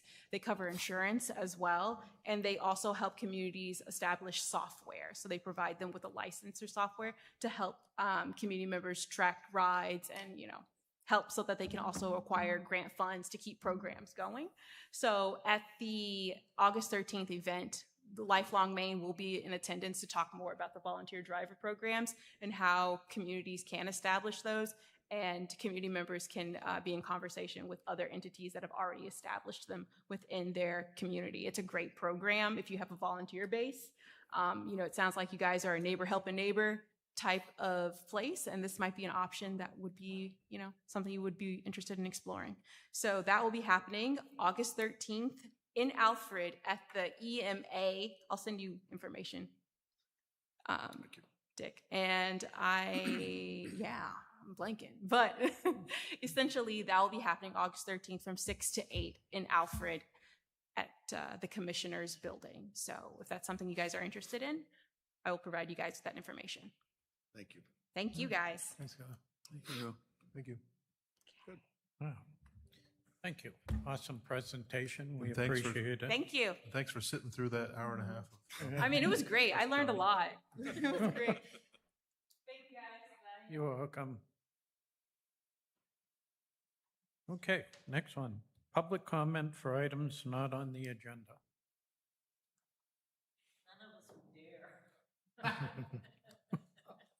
Well, I don't have any public comment, but I just want to say thank you, Butch, for a job well done Yes. as moderator. Thank you again. Really killed it. It's my pleasure. Well, since you brought it up, I'm wondering what the status is of a Veterans Monument out around the flagpole. There seems to be a problem in authorizing some money to get that done. Okay. I'm just questioning that. Seeing how you led into that, I was going to talk about that a little bit later on, Butch. Basically, I've been in touch with Joe Ponzetti, and I believe you had some conversations with him too, Dick. We tentatively scheduled a meeting with the Select Board and the Finance Committee on Tuesday, August 18th at 6 o'clock to start addressing those issues that you're talking about, so we can start all getting on the same sheet of music and moving forward. I just found out tonight, because you know how I feel about that, about having this meeting, so. So we are, Joe said that his people are all set. I believe Select Board members, Dick, are you all set with that? Yep. Danielle? I will try my best. Okay, Mike? I'll be there. I'll be there, Jack. And I will know- not be there. Okay. But we'll surely fill you in on everything on that, and, okay. Yeah, and I'll watch if it gets recorded. Yep. August 18th at 6 PM here, combination Finance and Select Board meeting. Bennett, if you would post that on the website, please. Okay, any other comments not on the agenda?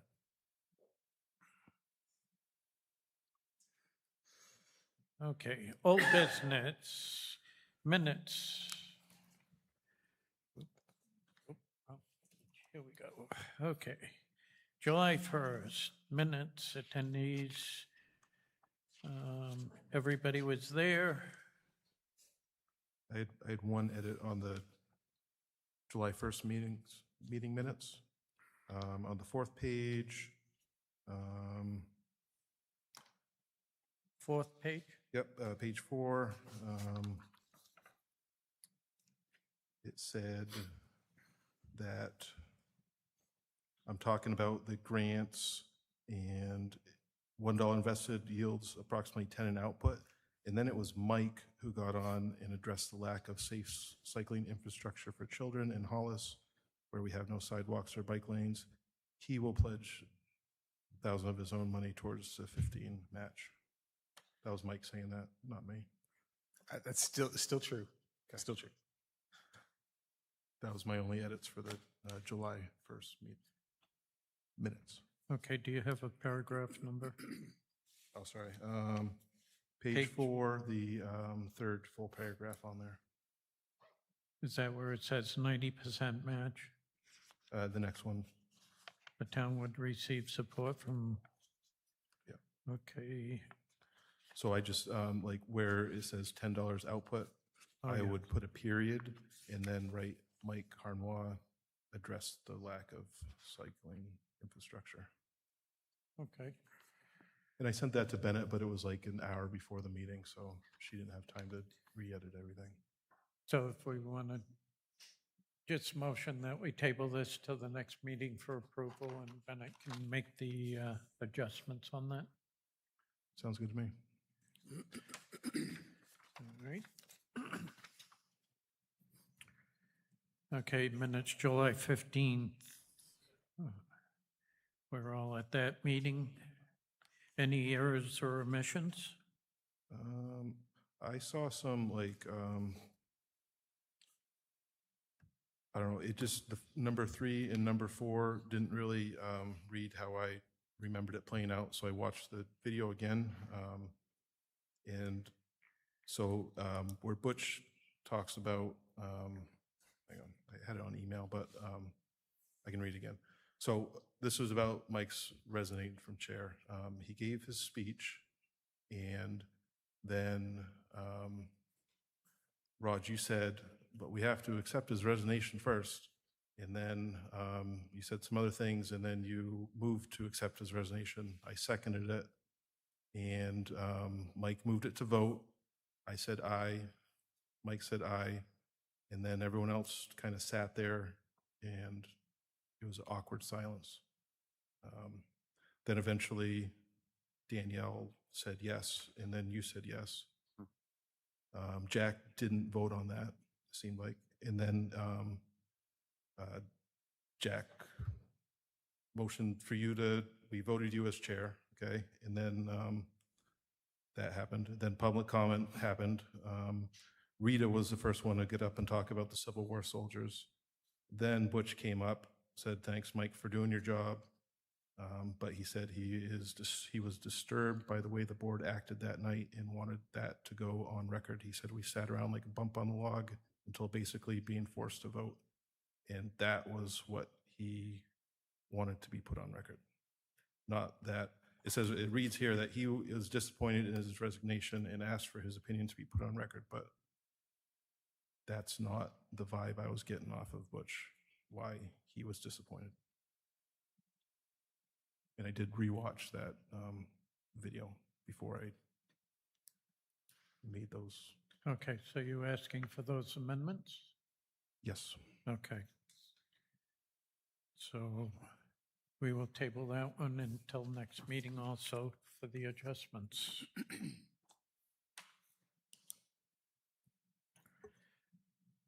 Okay, next one, municipal code of ethics policy. Yeah, we're at a kind of, it's been reviewed by Dan, had some really good changes, and also the lawyer has taken a look at it to make sure and added a few things. We're still in kind of a review state. We're going to make sure that that gets into all of your inboxes or printed out for those that you are email challenged, and we can take a look at it. And I think probably, if everyone's good with it, basically put it on the next agenda and get it enacted or approved, because it's just a policy. Okay, so we'll add that to the next meeting on the 19th. Yeah, it's just an FYI. More nothing to do today. I was just trying to remember the date. Yeah, it's one of those. Okay. New business, warrant items for November 3rd, 2026 election, elected to appointed employees. Mike? Yep. So I'm going to share my screen here. So as you know, a little while ago, we put together a group, why am I blanking on the name? Committee, thank you so much. Committee to assess this change that a lot of other towns in our area and around Maine have been doing. They did a fantastic job talking about it. I do believe on a committee there's very, very, very seldom consensus. In this particular case, there was to move forward with this, and an ordinance was created by them in that we will. Of course, put on the website for review. All of you have had time to review it as well.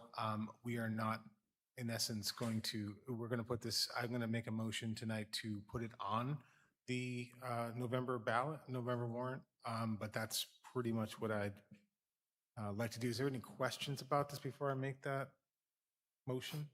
Good? Anybody? No. Okay. So yeah, we'll share this. That's weird. Okay, thanks. Thanks, Kyle. All right, so with that said, make sure I get the wording right here. So I moved that the board add the following article to the November town meeting warrant. Shall the town adopt the ordinance titled Ordinance to Change Elected Municipal Officials to Appointed Town Employees?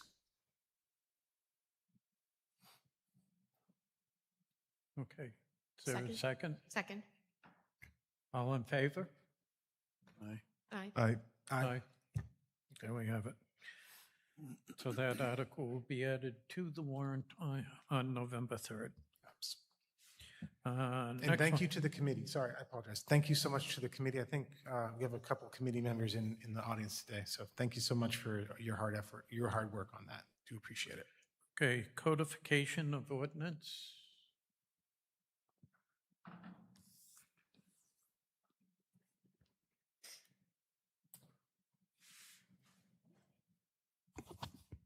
Before I start on the codification of ordinances, I was just briefly looking at the ordinance that you just talked about, the elected officials. And in the ordinance itself, it has a different meeting date on it, as of June. Does that still apply? I couldn't hear. June 2027 is on the ordinance. I just want to make sure that that's in. Are you talking about the effective date? The effective date. Yeah, I think the effective date. Does that not matter? We can go back and talk to the committee and the committee chair about that, but I do believe the way that 30 MRS 2526 is written is that like you need to enact the ordinance or make them make the warrant, the article happen, and then it doesn't apply until the next election at that point. So like that's why they're saying June 8th, 2027. We can Okay. double check on that though. Okay, I just want to make sure. No, was I think just- it's a I- good call I just saw it. I was Just like, make sure I don't know we're what that following. means. Okay. Yeah. Okay, great. Regarding the codification of ordinances, back in 2023, our town clerk at the time, Martha Huff, had talked about codifying our ordinances, which would make it easier for the public to view them, to search them as a document online and within a book. I mean, I think it's easier to do it online and in that regard. But so in the budget in '24, we did put in for, I think it was a $15,000 line item to have this project started and to continue to update and do maintenance on it yearly. We finally finished the codification project last year. Mary was a big part of that. We looked through all of the ordinances, made sure that whatever we had to submit all of our ordinances, whether they applied or not. You know, the ones that were repealed, we had to send everything. So the project is done, with the exception of the ordinances we just updated. And so I thought that we could have this codification ordinance adopted by the select board, but we actually have to have it adopted by the town, because the codification is considered an ordinance itself. I don't know how, but that's what our legal department tells us, and that's what we have to trust. So I'm asking that a warrant article be added to this warrant for November to accept the codification of ordinance. What's the wording? I don't mind making the motion. I just trying to. I thought maybe I had sent the wording to you guys. Just a moment. Let me see if I can Is it find an it, email Mike. from you? Hold on, I'll find it.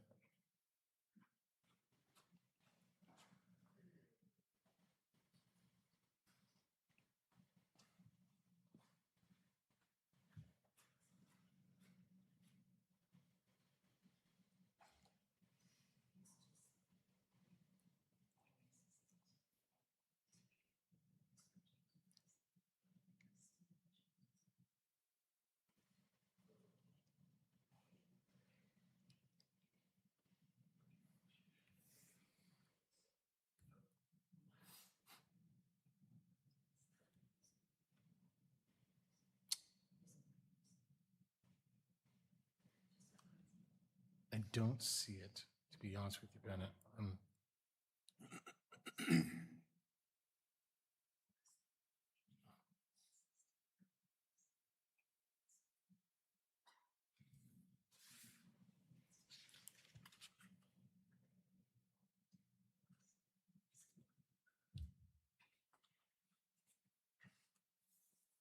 Okay, I found the question. Shall an ordinance entitled "An Ordinance to Revise and Codify Ordinances for the Town of Hollis" be enacted? That would be the question that legal approved. Okay, do I have a motion on that? So moved. Yeah, there we go. Second. All in favor? Aye. Aye. Aye. Okay. Thank you. Thanks.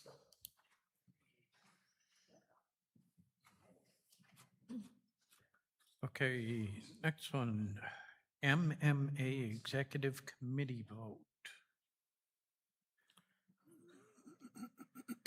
I looked through that and it's 3 people running for 3 positions and 1 person running for 1 position. Right, it says Executive Committee members, 3-year term, and there are 3 names. And 1-year term is Shiloh Lafreniere, J Manager, Chris Kamen, Lisbon Town Council Chair, Michelle Labrie Daniels, Brewer City Council, and Richard Petrie, Jackman Town Manager. This is the ballot. And they're asking for a vote.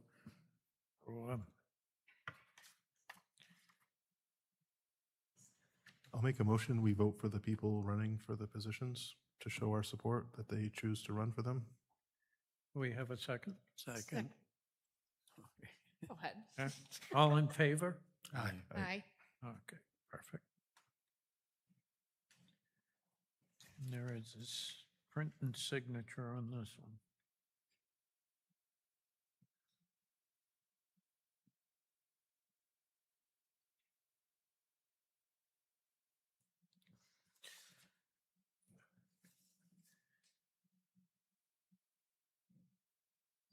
Okay, next on the agenda is policy reviews for board approval, town attorney, harassment, sexual harassment, driveway and culvert, annual performance reviews, and purchase orders and disbursement funds.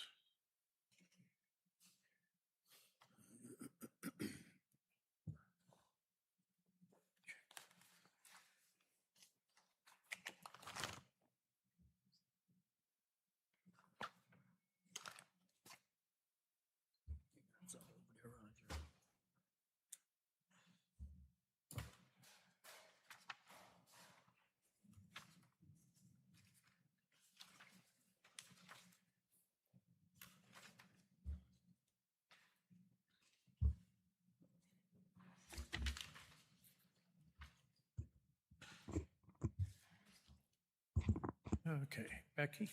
So just a quick question. I reviewed the existing policies. Are there any changes in the existing policies, or are you just reviewing the existing policies because some of them haven't been reviewed in a while? And this is what the town manager has been doing. He's been giving us policies, making changes to them. He emails them to us, we review them, and they're being brought up tonight. A lot of it's just changing the name of select board to town manager for reviewing the little things. That's most of it. Because online, we could not see that. Online, I could only pull up the existing policies. I couldn't see any policies with any of the changes made. So I don't know if you're going to discuss it or not, but one of the policies is coming up, the Code of Ethics. I felt that was very wordy. So, I mean, I'm good. These are pretty simple policies, but in future, if we're going to review a bunch of them, can we see the old policy, what's being X'd out or added to the new policy? So if we have questions, I mean, these are, some of these policies went back to like 2017. So like the first one, the sexual harassment one, was done in 98 and then updated in 2021. So that was my only concern. I couldn't see what was being changed. Is there a way we can probably add those onto the website so when it gets to this point, people are seeing what we're changing?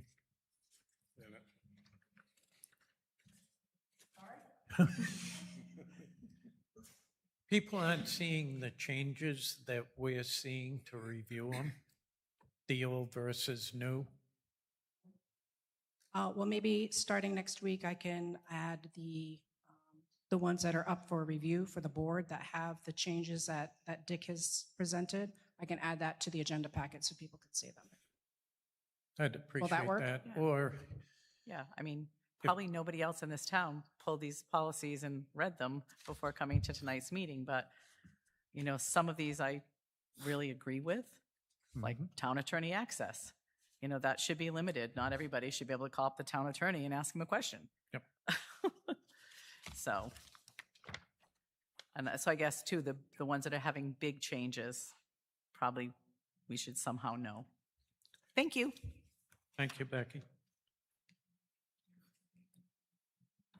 Okay.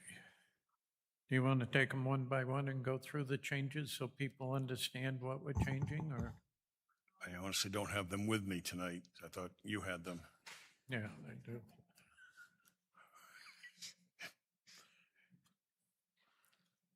Yeah, so basically he gives us a packet each meeting. As Dan said, 99% of the times it just changed who they direct their responses to, or complaints or whatever it may be. Right. Roger? Yes. Redirected to me. The voters of the municipality have voted you in to take care of these town business. If the 5 of you sitting there tonight think these policies are fine, let's move this meeting on. I'm good with it. If I have an issue, once they repost, I can come back to a meeting and say, hey, I have an issue with this policy. Okay. Thank you. Thank you. Thank you, Becky. Okay.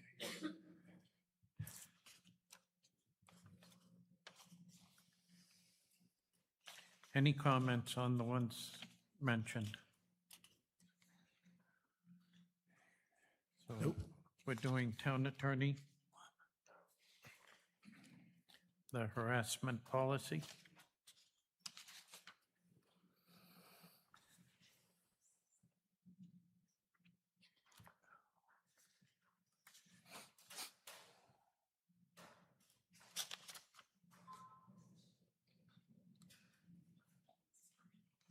Hi, Anna. Becky Bowie again. The code of ethics, is that what you're considering harassment, or are we doing the old harassment policy? Haven't got to code of ethics yet? They're two Okay. different things. All right. Yeah. So to move things along, I make a motion, we accept policy 9, policy 11, policy 13, policy 16, and policy 21 is written in the email that Bennett sent to us Tuesday at 11:11 a.m. Second. Do I have a second? We just got a second. Oh, sorry, missed it. All in favor? Aye. Aye. Aye. And just so everyone knows, we review these we get it in an email and we can review them. So we're not reading them for the first time here, just so you know. Yep.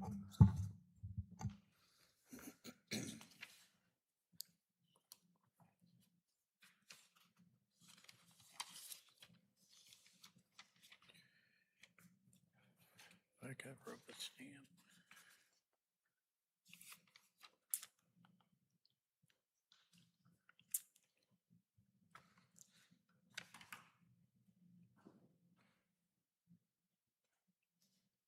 Just to move things along, do we want to throw it to Dick and we can sign as we go?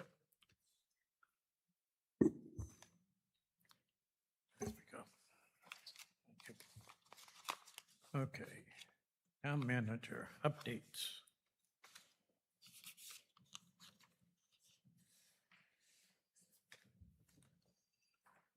I'm sorry. Did I Town miss- manager updates.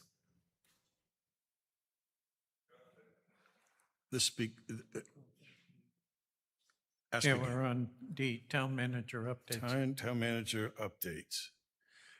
You have in your packet, I think, another 10 or 11 policies for review for the next meeting. I'm still picking away at them a little at a time. I've been asked by the town of Waterboro to renew their agreement with the transfer station.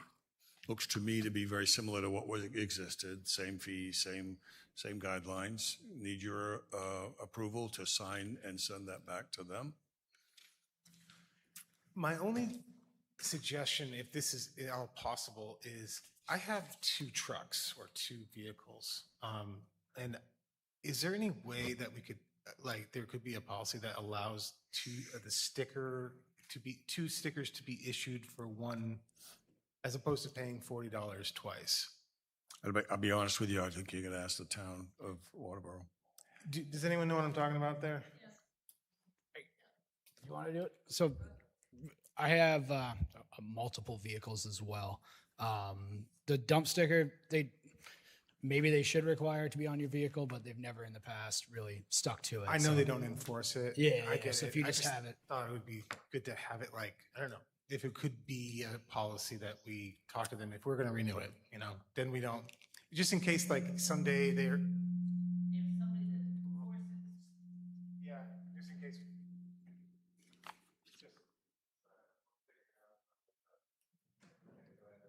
Yeah, just in case, someday down the road, we get some guy down there that really, like you said, Mary, wants to enforce it and the kind of thing. So if there's no rush, could we inquire about that? I will. Thanks. Yep.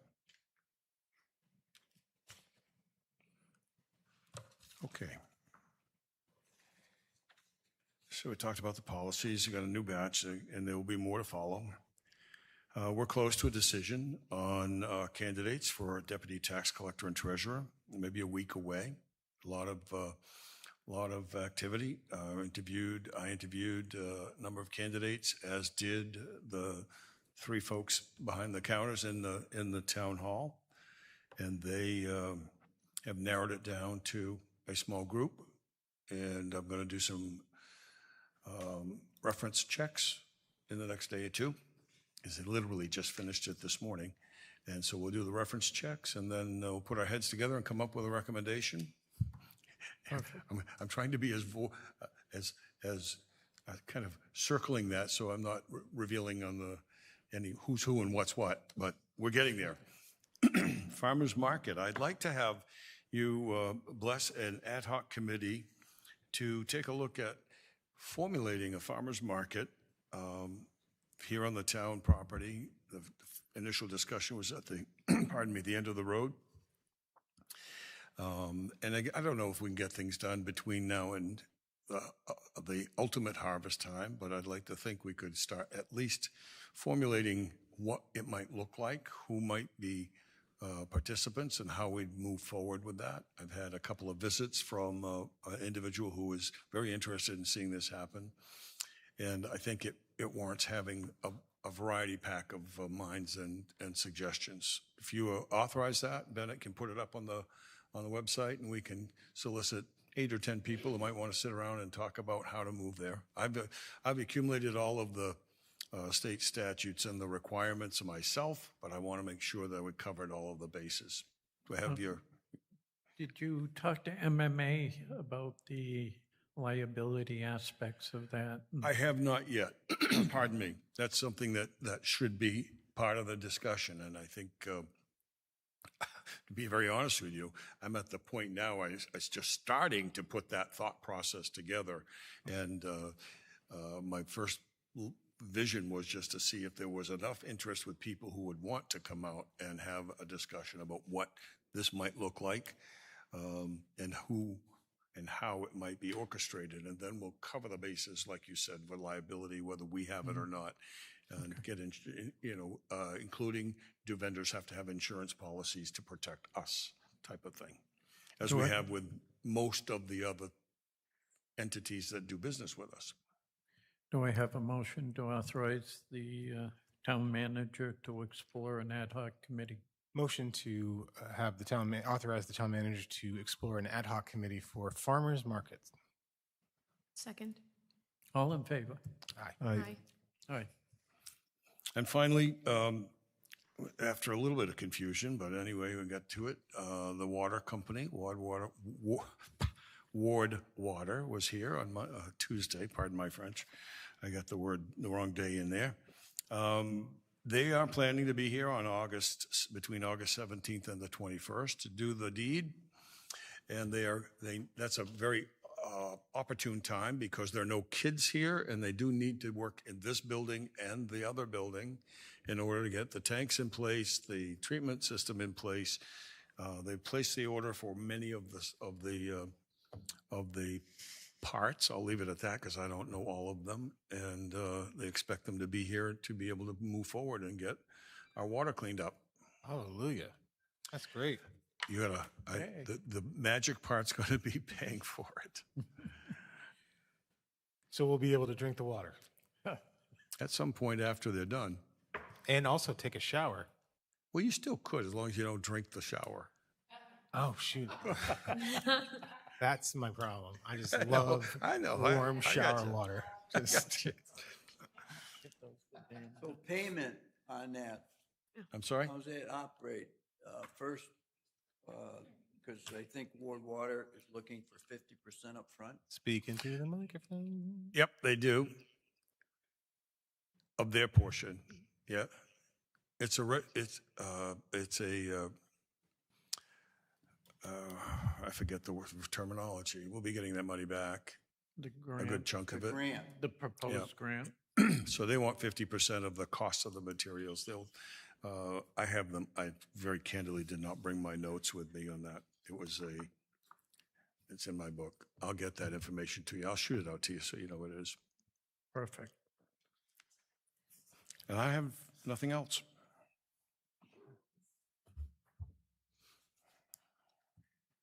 Okay, and speaking of that, I beg your pardon? thinking of the position we have open for tax collector, that should be on the warrant too, for November.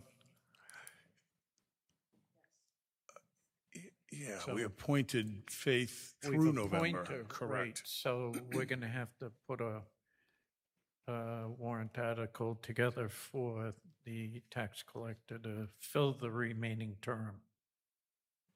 Yes, the vote, yep. Correct, so just bringing that up to add That's that a very onto good the point, warrant yep. also.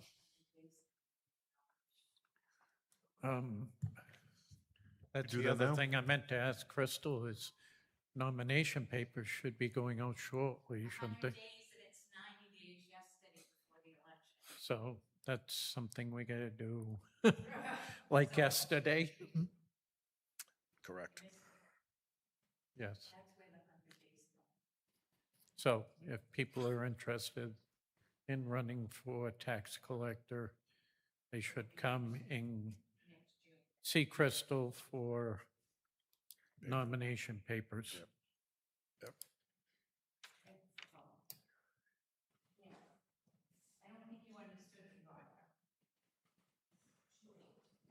I think nomination papers have to go out 100 days before the election, and yesterday was the 90th day.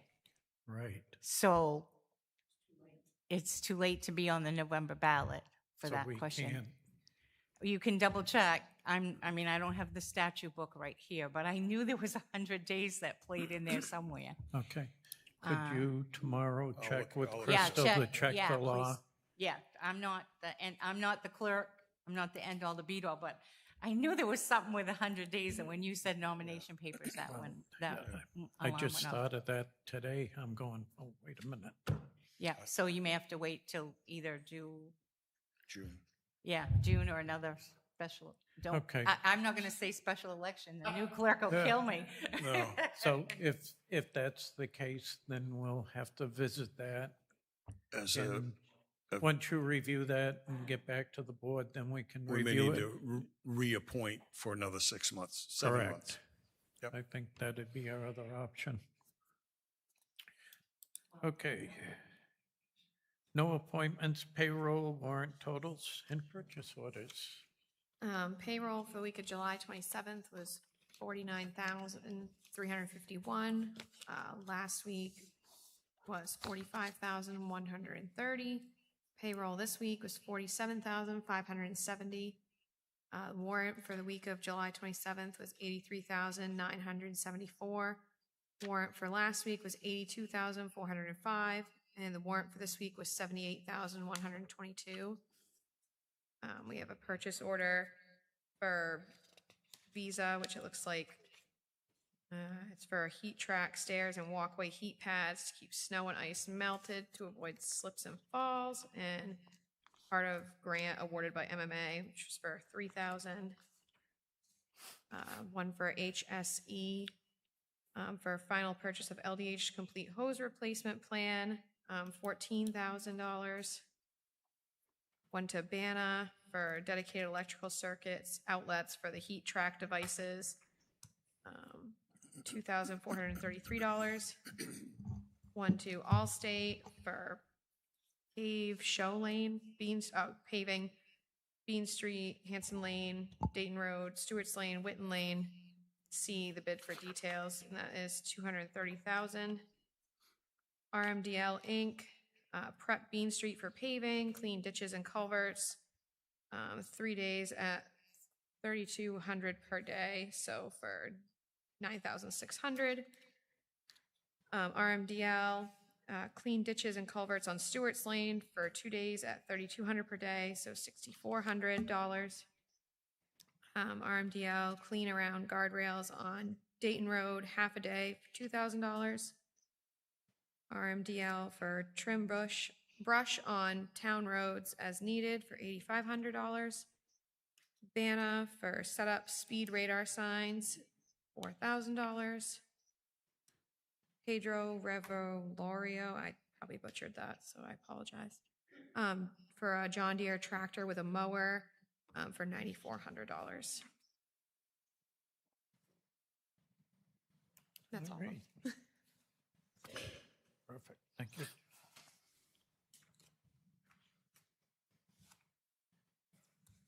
Correspondence and announcements. Right, that one's a long one. So, Salmon Falls Bridge construction update received from MDOT. The Salmon Falls Bridge on Route 202 between towns of Hollis and Buxton will be currently under construction starting this summer, according to construction of the new bridge, and prepare for closures of the Salmon Falls Bridge in the spring of 2027. There are roadway improvements that need to be completed at the intersection of Bar Mills Road, Route 4A, Country Club Road, and Usher Road. To perform the work, there will be alternate two-way traffic with a minimum of 11-foot lane maintenance, similar lane closures, and width restrictions will be utilized on Route 202 as well. The work is tentatively scheduled to begin the morning of July 27th at 7 a.m. Additional temporary intersection work to install temporary traffic signals at Route 4A and Route 117 and Route 4A and Route 112 will be occurring also in the upcoming months. Notification of road construction work will be provided via message boards on approaches to work zones, and additional notice will be sent out to prior closures of the bridge. Don't forget to join us at Hollis Main Community Day 2026 this Saturday, August 8th at the Debbie T. Taft Sports Complex. Parade starts at 10 a.m. The Saco River Corridor Commission approved for the following permit in Hollis during July 22nd, 26 commission meeting under unanimous consent. George and Natalie Walsh, 48 Salmon Falls Road, seeking a partly after the fact amended to include additional features with a permitted project. Full copies of the applications and permit are available by contacting Daniel Charette at the Saco River Corridor Commission. Any other business? Dan? Nope. Jack? No.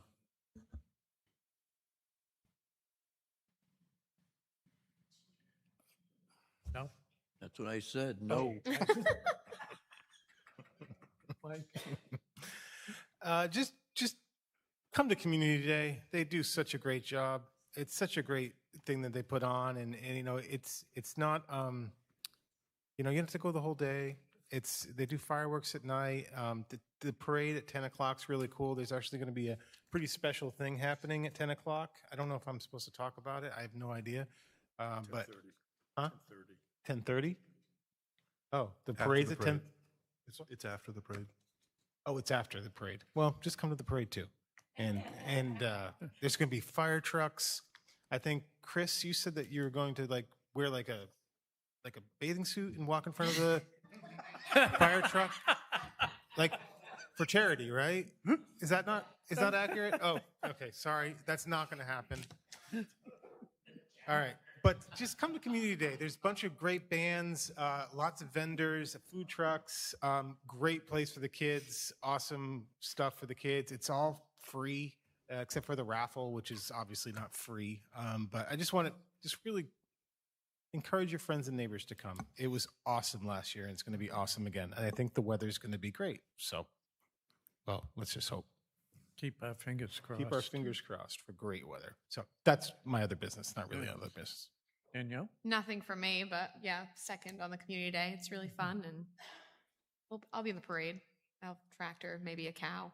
We thought about bringing. We have like 4 calves. I thought about bringing a calf if I can get it on the trailer. Oh, awesome! That's so cool. Any other business?